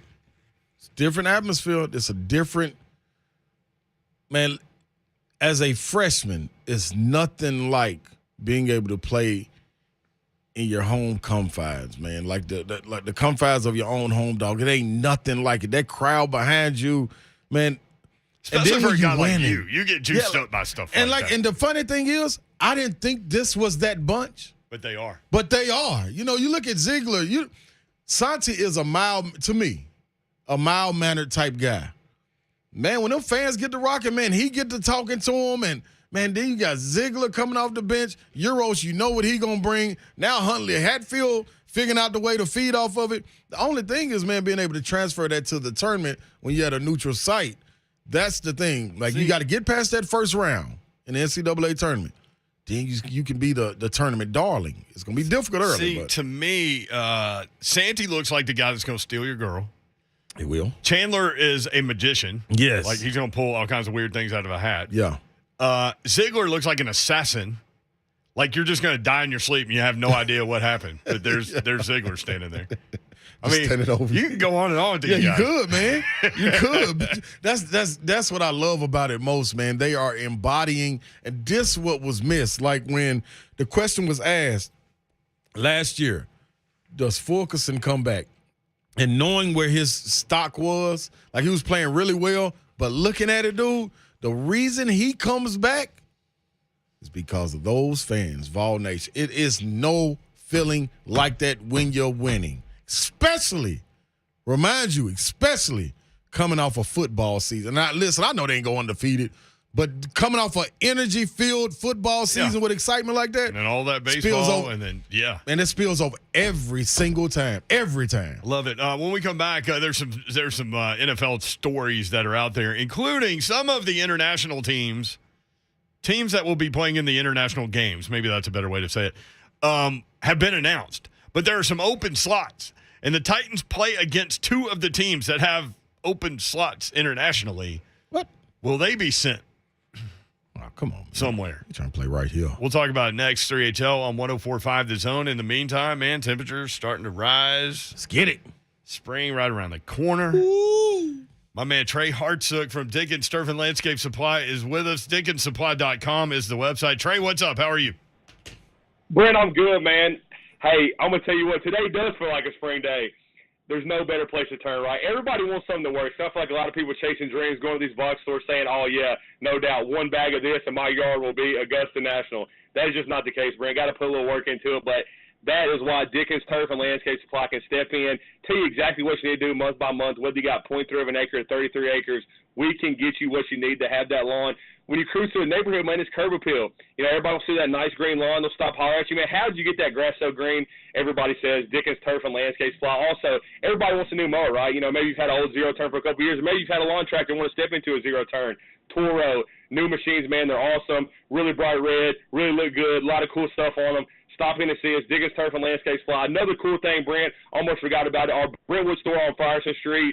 It's always been just a lawnmower store, right? You haven't been able to get any chemicals there. That has changed this year. Open that up. That's a full-service store now. You can get turf supplies, lawnmowers. You can do it all, Brentwood lawnmowers. So stop in and see those guys if you're in the Brentwood area. Open up at 7 a.m., closing at 4:30 Monday through Friday, 8 to 12 on Saturdays. If you can't get a hold of us, Brent, check us out online, DickensSupply.com.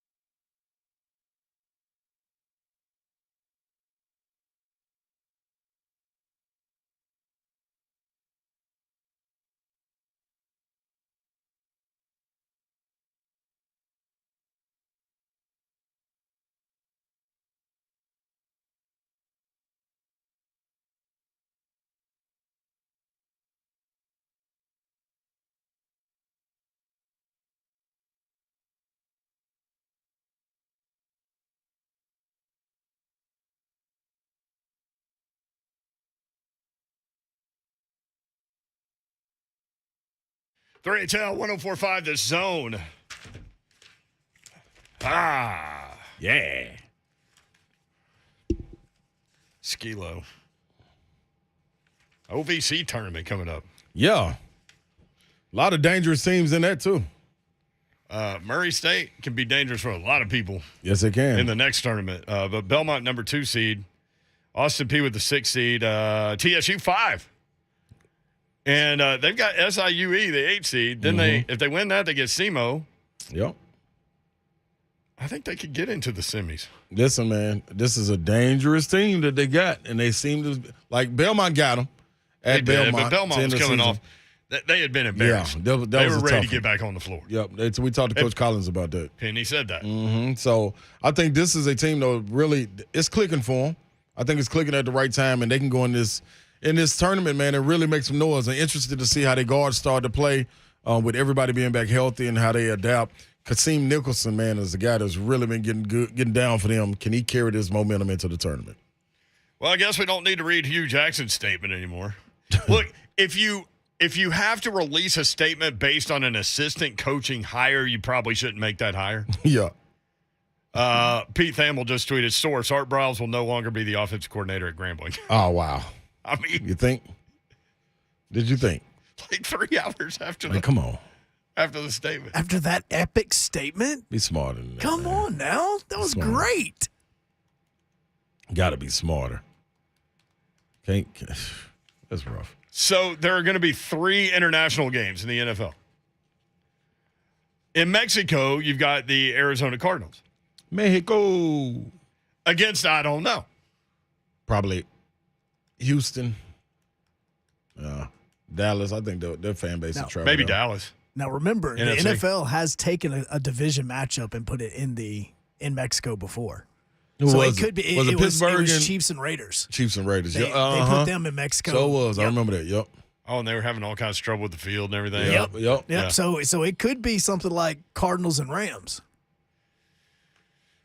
Yeah, we'll see. I haven't looked cool. at Arizona's schedule, but we'll figure that part out. In Munich, you've got Tampa Bay against who? I don't know yet. That's just weird right there. Ugh.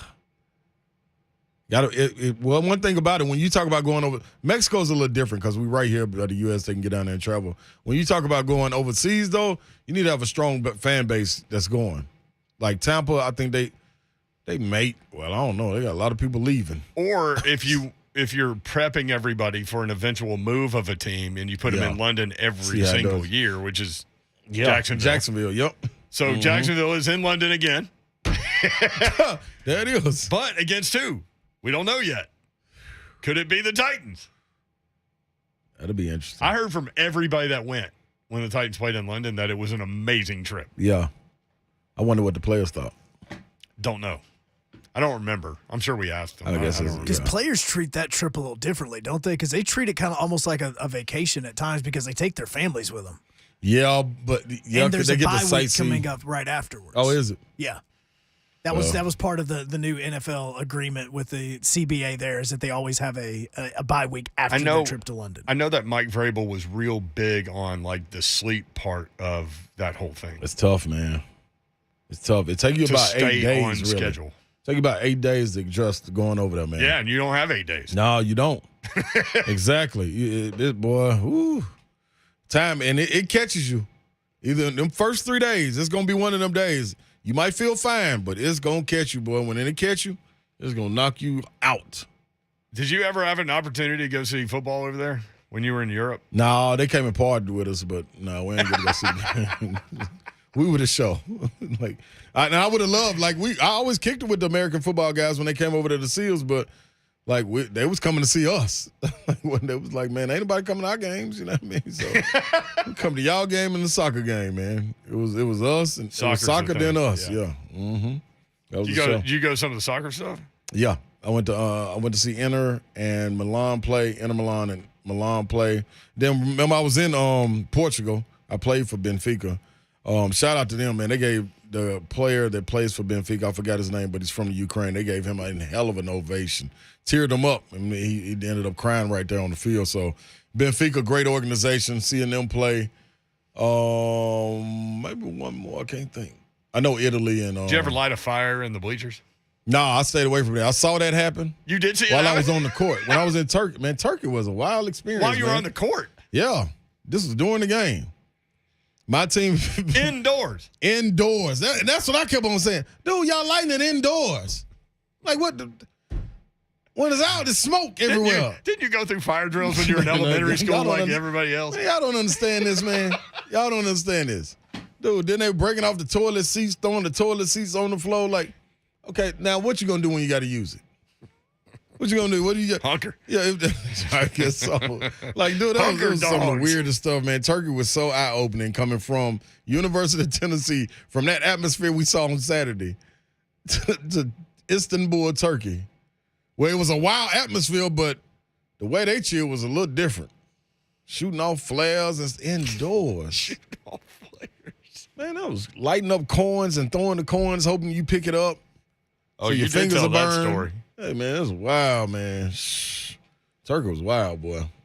Also happening in London, Saints and Packers. We do know that one. Okay, that's good. So two good fan bases to travel. The Titans have the Jags on the schedule, obviously. It is funny how the Jags play there all the time. They do.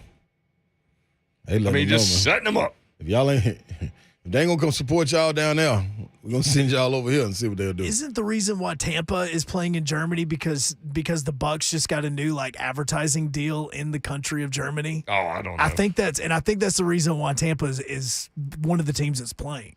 I don't know.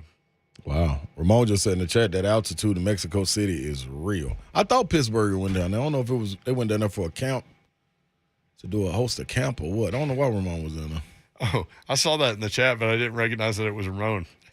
Like it was moving kind of fast, but I saw it. I was like, oh, okay, big Savager. Savager in the building. Hopefully he got his car back. Yeah. Y'all just left it out there. Man, we got to get on. Just either stay on out there, and it was comfortable. But for those that missed, Slay and Ramon coming back from the Tennessee game popped a tire out there on mile exit marker, 250, 253? No, mile marker 259. 259. But the Linwood, no, not Linwood. We made it to Linwood, but Gordonsville, Carthage, I think is the exit. Yeah. There's a McDonald's there. It is a McDonald's and a Wendy's attached to a truck stop. Dude, and then there's a hotel up there on the hill. We go up there on the hill. I wait in line to get to the dude. And he already got the doors locked. So I'm like, hey, my man, y'all got a little car service, Uber, taxi or something out here? Guess what he gonna tell me?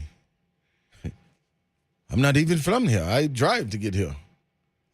What do that got? I ain't asked where you from, brother. Do you got a number that we can call so we can get home? And can you watch this car right here? We have cameras. I said, you know what, my man? That's all right, man. All right, I appreciate you. 5 o'clock hour coming up, 3HL 104.5 The Zone.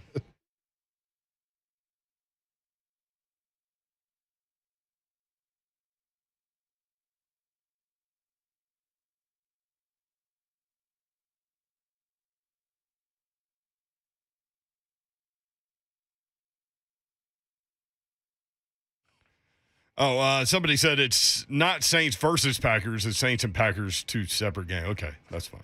And the Packers are on the Titans schedule too, so add that one. Buddy Allen Carpet One, if you need to install some flooring in your home. These are your guys, locally owned and operated by the Allen family for more than 55 years. Zach, Jenna, and Judson Allen are in the store every day. Literally every day. You'll get to know them. And they'll know every bit of your project. Give them a call, 615-883-3289, 2405 at Lebanon Pike and Donaldson, BuddyAllenCarpet1.com.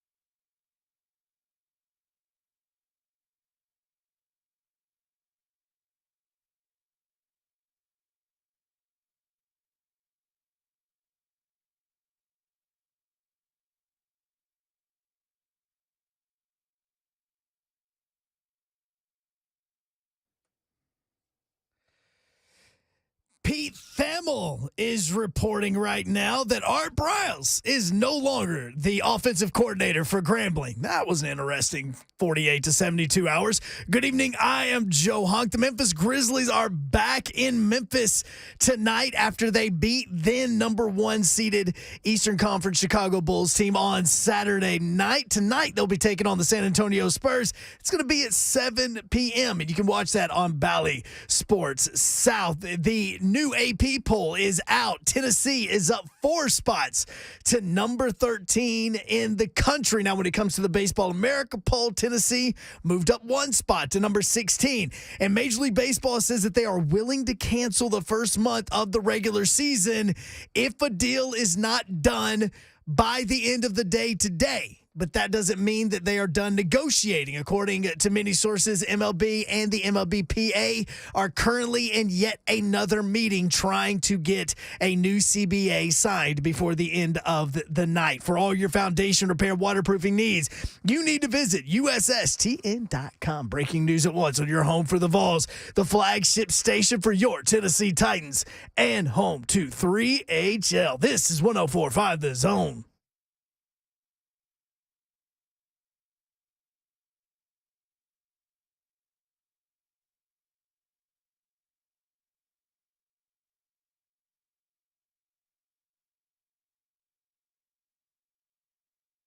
Three Town 104.5 The Zone. What up, Nashville? Brent Doherty with you. Dawn Davenport on vacation. She will be back Wednesday. And she'll hear from this guy. His name is Ron Slay. Hey! And from Nashville, Tennessee at 6'8" at power forward, Ron Slay. Y'all better buckle up, because this car ain't got no roof. Woo! That's right. Yes, sir. We're in the building. What up, people? Told y'all. I told y'all. Told you. You told me not to worry.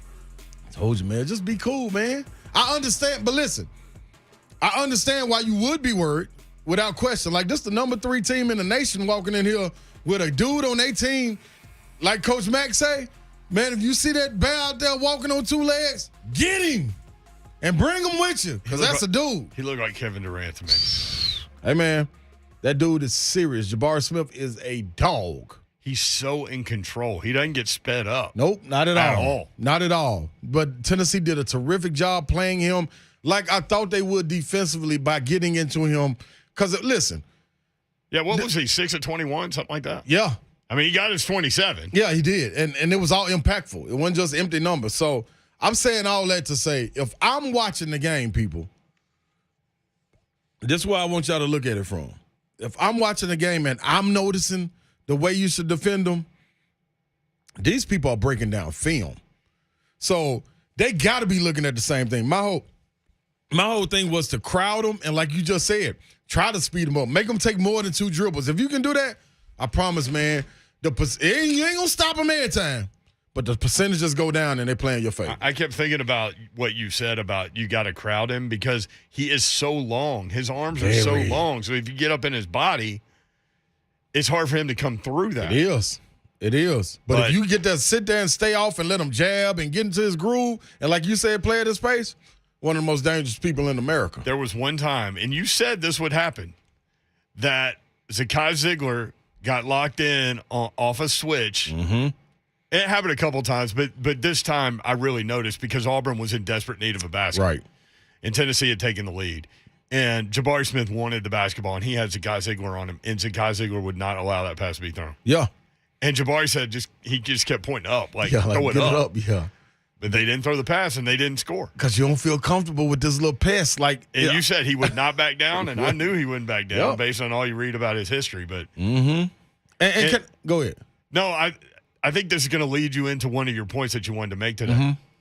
Zakai Ziegler's playing out there with a chip on his shoulder. Yeah.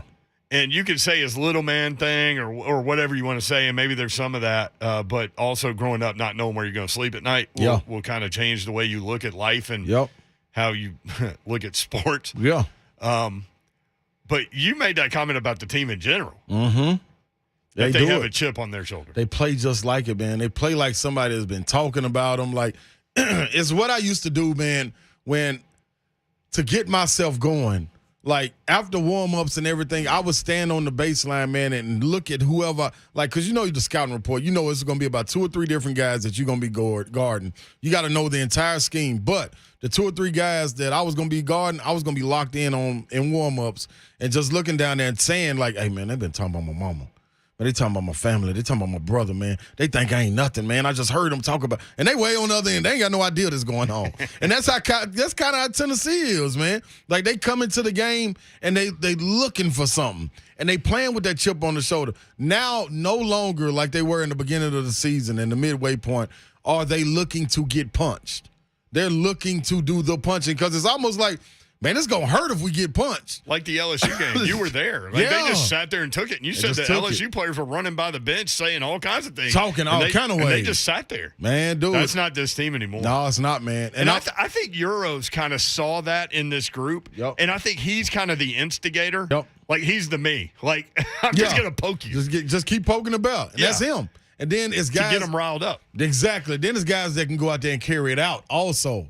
And I'm going to tell you who that guy is, man. And I wonder, once we get to the end of the season, whether you cutting down the nets for the national championship or whatever it may be, at the end of the season, I guarantee we look back on this, and one of the unsung heroes that we don't talk about enough is Josiah Jordan James. I can guarantee that dude there, man. Hey, man, like Rick Barnes says he's the guy. He on is, the team. man. I got to walk up to him after the game. He was signing some autographs. I waited till it was finished, hit him up, and the first thing he said was, "Hey, lock the door." I said, oh, you know. Oh, so, you know what I mean? Like, hey, 10 points, 9 boards, and he fouled out. Come on, man. You give it your all out there. And he was okay. And he was on Jabari Smith quite a bit. Yep. So you asked who was going to guard him. It's going to be a fun SEC tournament. I'm looking forward to it. Kyler Murray's agent released a statement. Eric Burkhart is his name, on his client's behalf, and it's pretty lengthy. But he said 2 things specifically at the beginning. He said, Kyler wants to be direct with loyal Arizona Cardinal fans and the great community of the Valley and stating his 2 very important goals and objectives. Number 1, he absolutely wants to be your long-term quarterback. And number 2, he desperately wants to win the Super Bowl. So why is an agent releasing a statement for a quarterback who's got a year left on his deal, but wants a longer-term deal? Kyler Murray, if you haven't been paying attention, deleted all Arizona Cardinal representation on his social media. Okay? Mm-hmm. Which, why? You know, like. What point are you trying to get across? I'm just like, and I know a lot of guys out there who are like, hey, man, he wants to go get his money. Well, that's fine, but be a pro. You know what I mean? Like. It's difficult, man. I'm telling you, the first thing I learned, man, when I started to get better contracts and things of that nature, and the negotiations started to go better, it was when my agent told me in the offseason, hey, man, you be the good guy. Let me be the bad guy. Like, I don't need to raise hell, and you raise hell too. Like, somebody got to be cool. Like, he was like, let me do it, man. And ever since I figured it out, and I think that's the same way with this situation right here. You got a platform. Use your platform for your personal, your branding, and things of that nature. I don't think you got to throw that into the mix, because whatever you throw in the mix, if you get the fan base behind you to rally for you to get that contract, they still ain't got to do it. The front office, they're not even talking to them. They're not talking to the fans.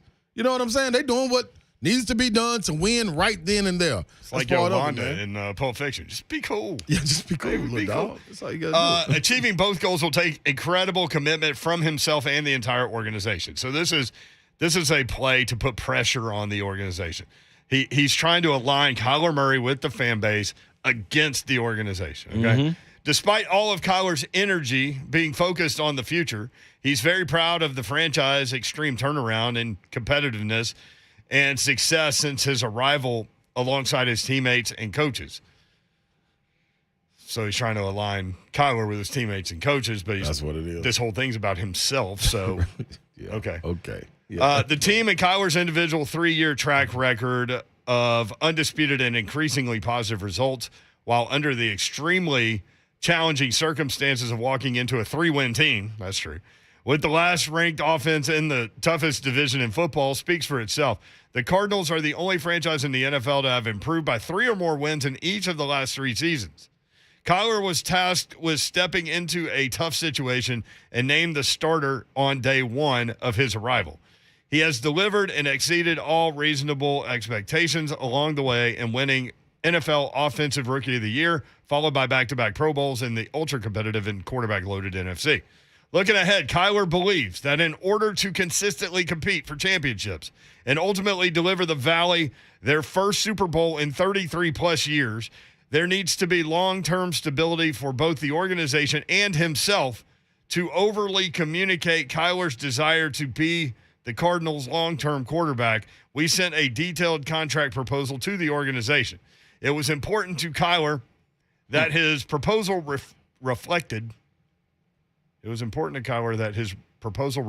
all of the following.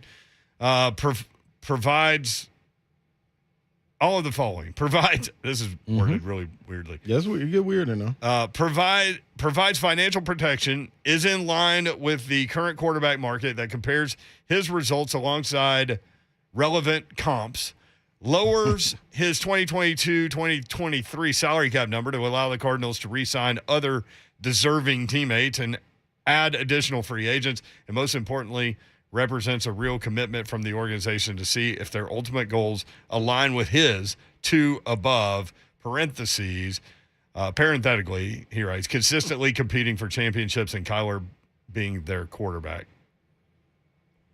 It's a lot It going on. goes on and on. It's long. The thing I don't understand is, didn't Cliff Kingsbury take this job because he knew he was trying to get Kyler Murray? Yes. Okay, so we don't need no letter. We know. Right. We know. But one question is, how good is Cliff Kingsbury? Now Right. we Like, I talking. know they've improved, Right. but I mean, they were hot garbage at the end. Yep. So, and that's kind of his track record. Mm-hmm. So Hot. I don't know. Like this whole statement is weird because it's like a bunch of run-on sentences with a bunch of commas that don't need to be where they are, and like I don't know. So that's exactly what it is. What you just said, it's a bunch of just words. It's a bunch of words to make the franchise look bad if they don't sign Like it. bunch of words. Cool. Yeah. Hey, were you at the outdoor game? No. I'm asking the people out there. Yeah. Slade was looking at me. I was like, nah, little man was sick over the weekend. Yeah. Couldn't. Yeah. I was watching at home. Slay was dealing with what he was dealing with. Yes. He was dealing with Carthage. 21,000 fans, crazy And that, too. yeah, that too. Oh yeah, then Carthage. Were you there? What? I mean, we talked to Brett Kern earlier, who Yeah, we wanna detailed know. the story behind the fish and how that almost hit a woman in the neck and all these things. But we would love to hear from you if you were at the game. Also, the soccer season is underway, and Nashville FC with a huge win. If you're not paying attention, I'll give you a couple little bullet points on that deal when we come back. 615-737-1045.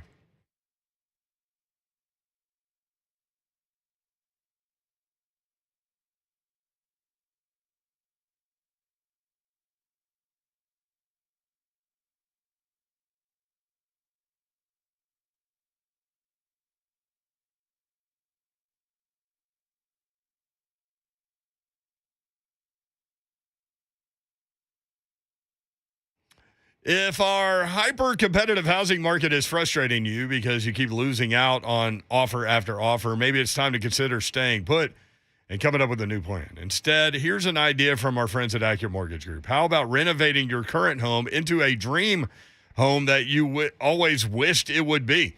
Well, you can do it. Accurate Mortgage has many cash-out refinancing programs that can help you get the money you need to turn your home into the envy of everyone in the neighborhood. Home values have gone up, so chances are you've built a good amount of equity into your home. Put that equity to work for you by remodeling and potentially increasing the value of your home even more. Interest rates are still historically low, and if your home's value is increased, it may be the perfect time to take advantage of a cash-out refinance loan. Accurate Mortgage can help you make a brighter spring day for yourself and your family. Reach out to Accurate Mortgage to discuss if a cash-out refi makes sense for you. Visit Accurate Mortgage today online, AccurateMTG.com. That's AccurateMTG.com. Accurate Mortgage Group, division of Acopia, LLC. It's an equal housing lender, NMLS number 4664.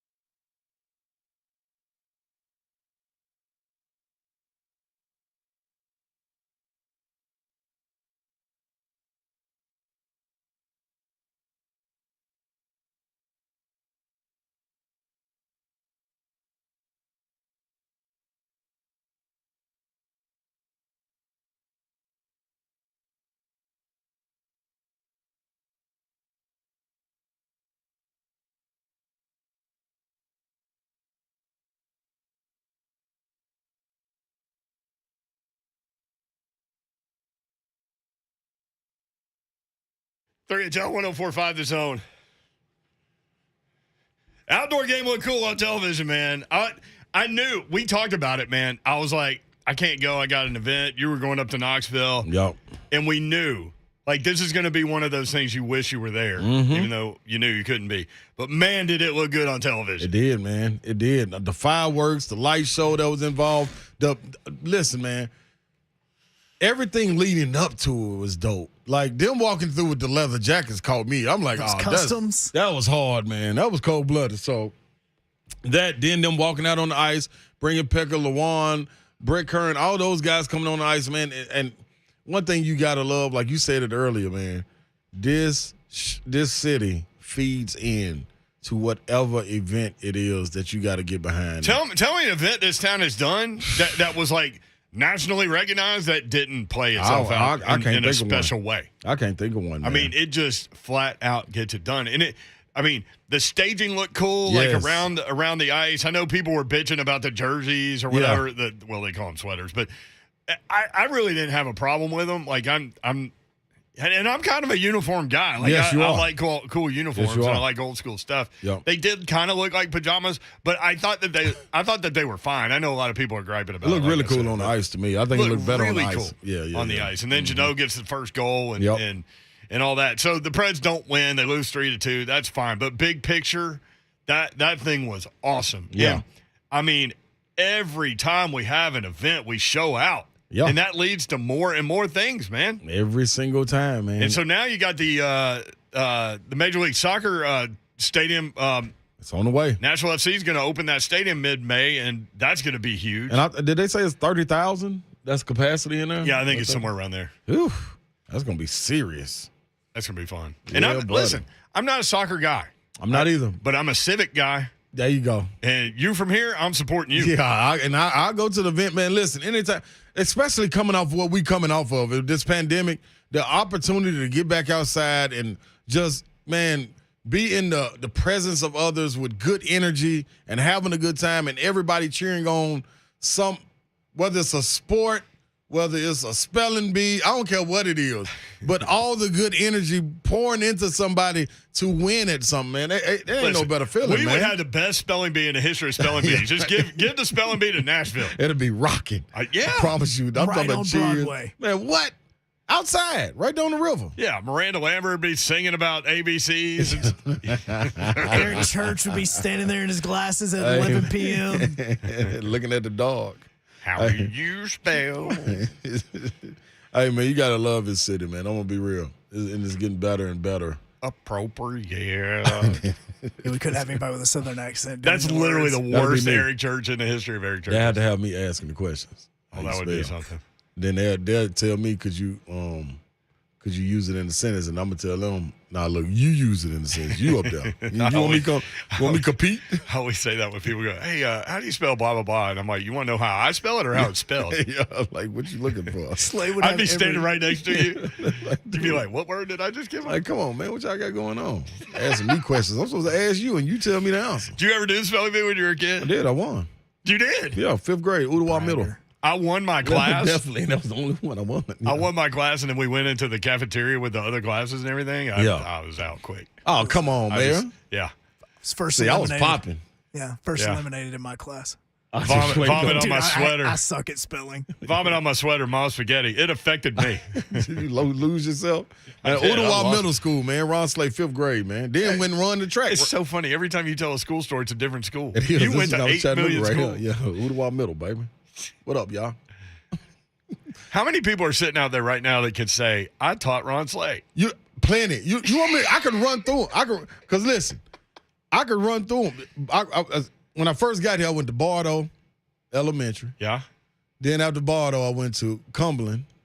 Then after Cumberland. I don't even know where Cumberland is. Cumberland is right there by the downtown Y. The Northwest Y. Oh. You know that big school? They remodeled it. Now it's something else. I forgot what it is. It's called something else? Yeah, but they tore it down. So it was Cumberland. Then it went to Lockland Middle School. Yeah. Then I went to St. Vincent. Then West. Then I did homeschool. Then I did East. Oh, you did Then East I went to West End. Yeah. See? Yeah, man. Hey, man. Listen, man. Y'all. Oh, I forgot. Haynes Middle School. My bad, y'all. Hey, woo. I don't know how I almost got that, man. My first friends when I first got here, man, the Guthries.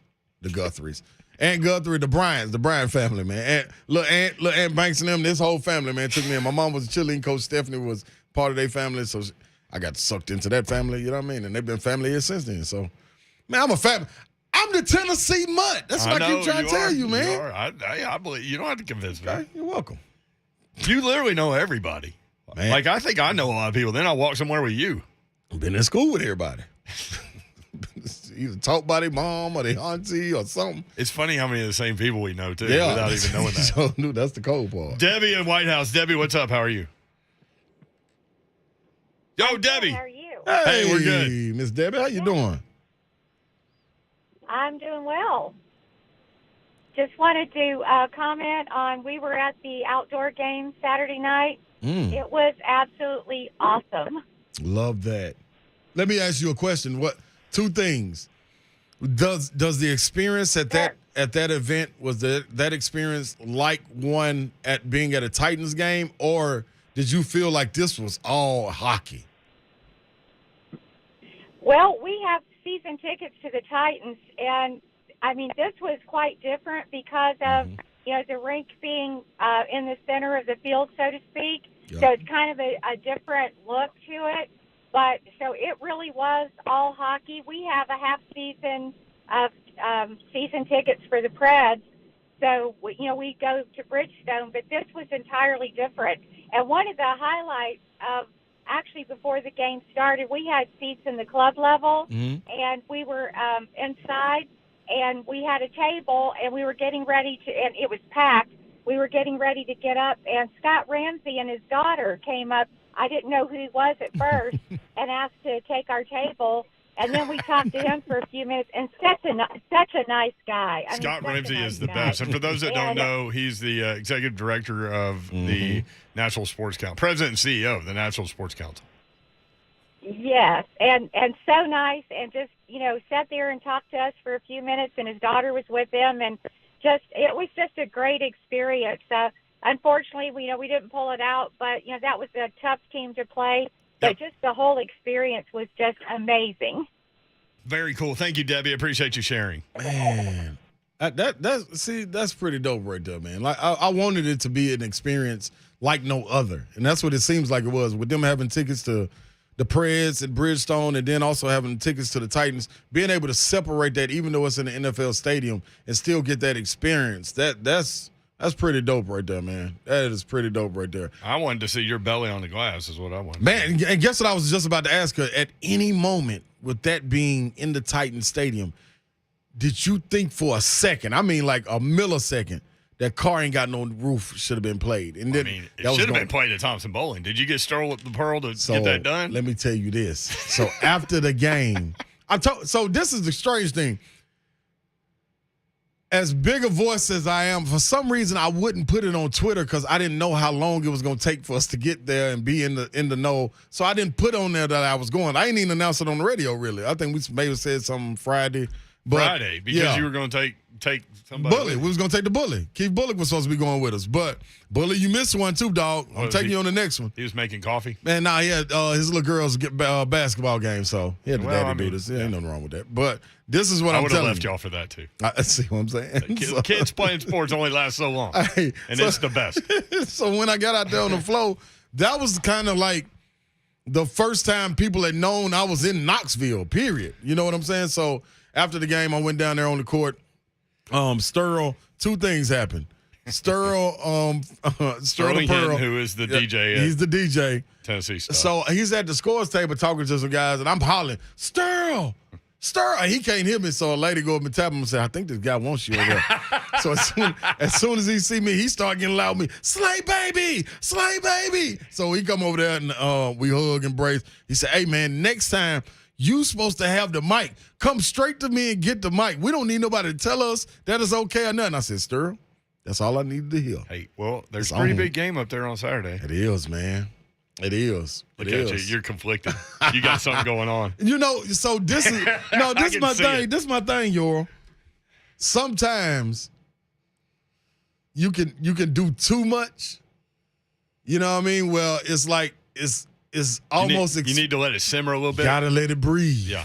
Gotta let it breathe a little bit. You can't just go up there all as the time. much as I want to, and I'm dying to, I may not, because I tell you what, people didn't know I was there, but when he took me and Ramon about 16 rows up. He took me and Ramon down the steps, and everybody kept on saying, Slay, come on, get the crowd fired up, Slay.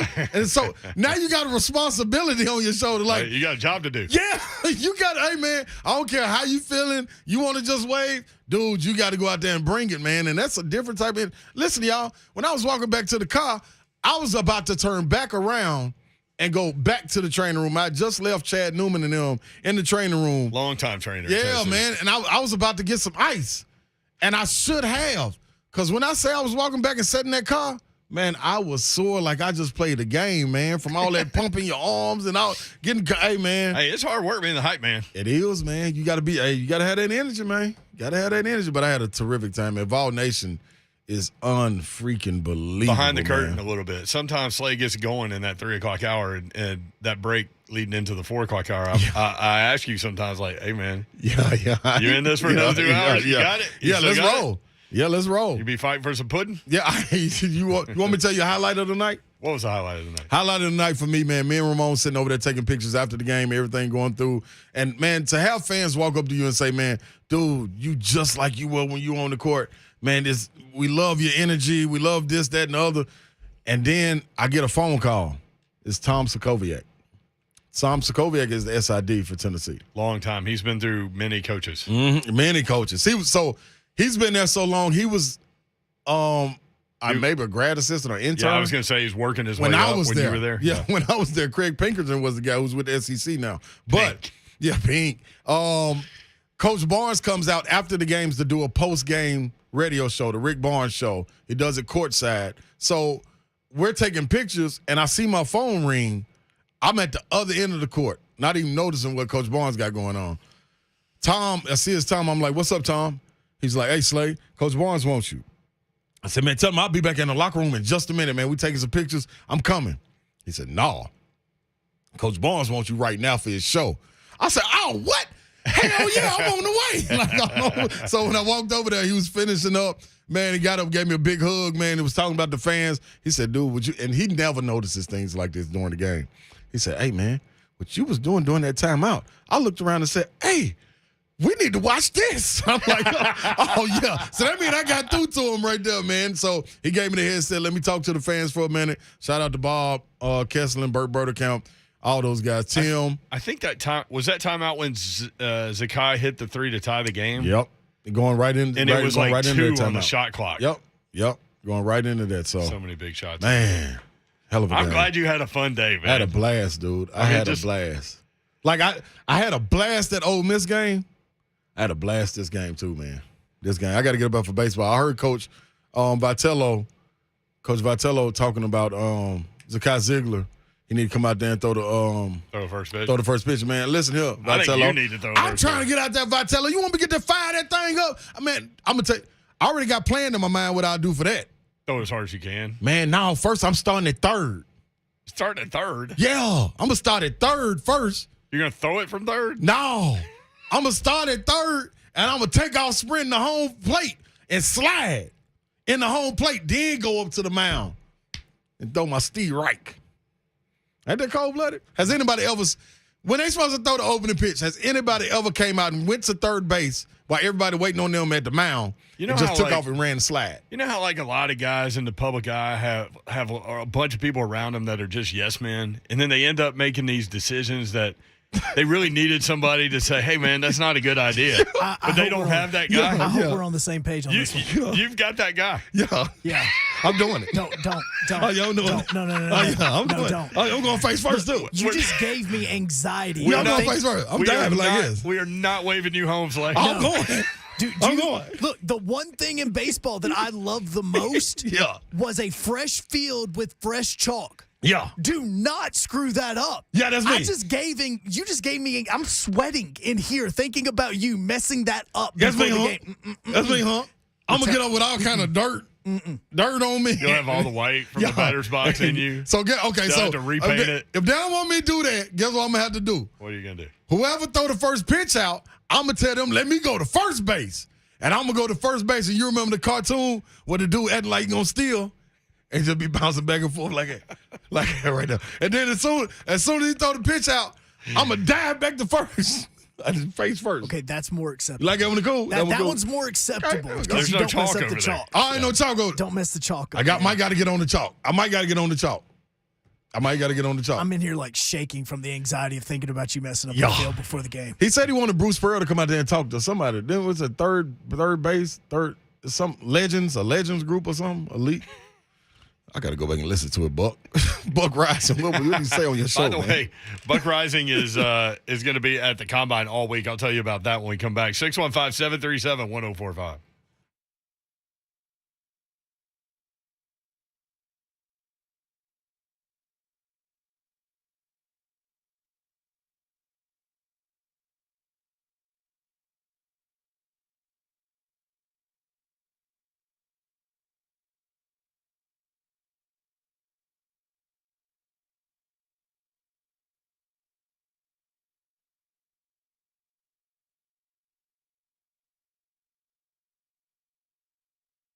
Insanely clean carpets. That's what you all want. That's what we all need. And the place that you need to go to get it, Zero Res Carpet and Air Duct Cleaning. No one cleans like Zero Res because only Zero Res cleans with powered water.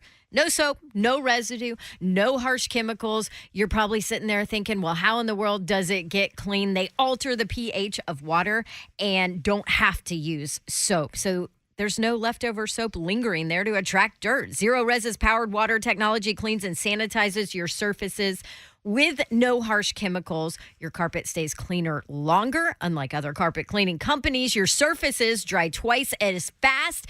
And the most important, especially when you're like me and you have dogs and little ones crawling around, pure safety for your family and your pets. Right now, month of February, Zero Res is hooking you up with this. 3 rooms of carpet clean plus a free room of carpet protector to help repel the allergens for $119.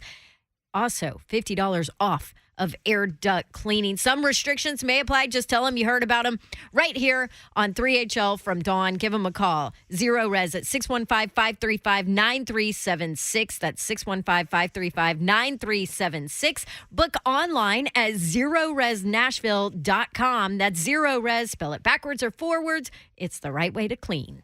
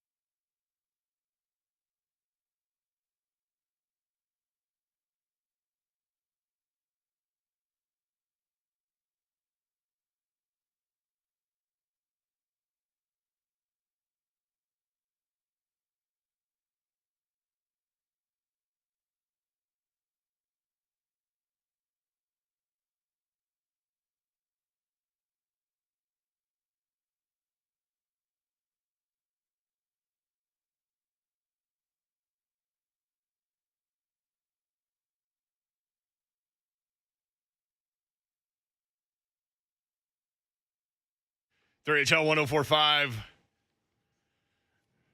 at 3HL 1045 on Twitter, Zone TV, Twitter, Facebook, Live, YouTube, and Twitch. Twitch, please.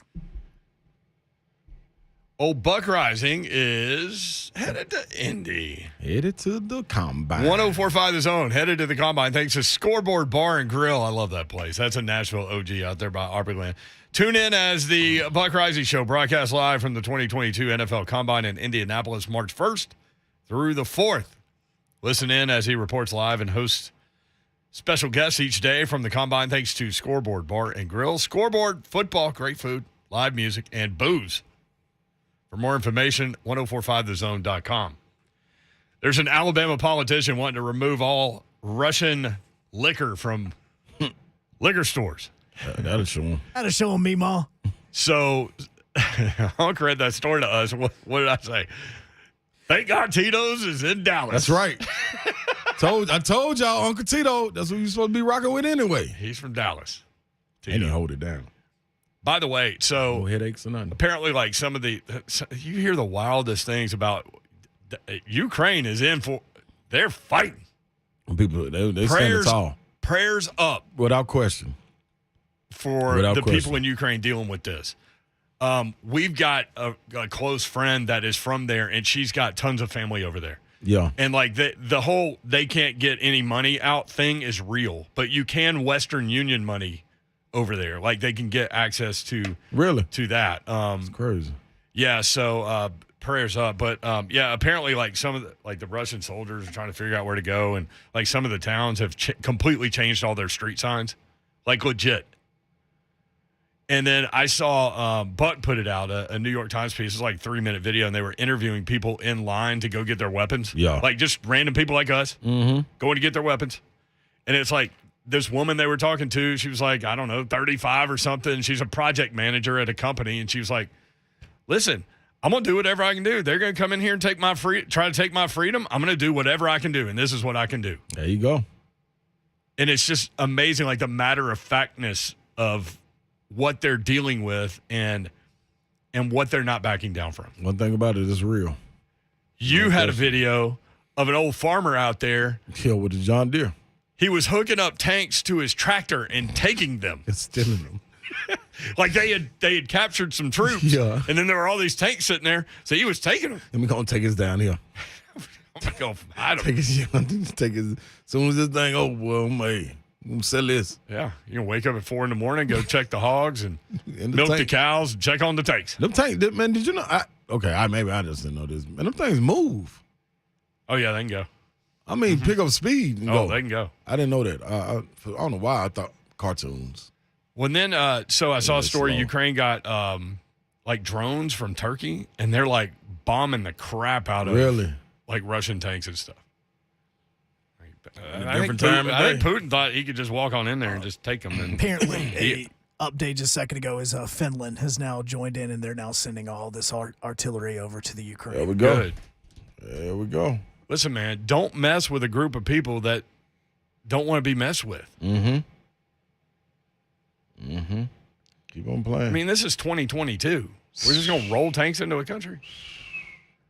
Putin, man. I warned it. Jason sent on Twitter a picture of Hunk blocking Slay for messing up the fresh chalk. And it's a picture of, I don't know, it's small on my computer. Is that Ozzie Smith maybe? I don't know. But he's got his back turned to the runner, and the runner slides face first right into the guy's butt. It's all right. You can't be sliding around the field, Slay. I'm gonna slide. I'm gonna slide in everywhere I want to slide to. Michelle says, Slay Dana. Jill. I love you like a plain cousin. Bruh, listen to me. What? The car may not have a roof, Definitely but your knees do. Yeah, the knees got one. Do not slide. Nah, I got to work that. See, that's all that's telling me is I need to just get my lunges together. Single leg lunges together. I'll be all right. I will say my reasoning for Slay not to slide was to mess up all the chalk and stuff. I totally forgot during my panic attack that Lindsey Nelson is nothing but artificial surface. Yeah, I forgot that. I totally forgot about it. So, Slay, you can slide all you want, man. You are not going to mess that field up. Thank you. And you'll slide a long way. And the fans going to love it. Sometimes you got to You just got to do stuff for the people. Thank you. You got to sacrifice your body for the well-being of the emotions of the fans.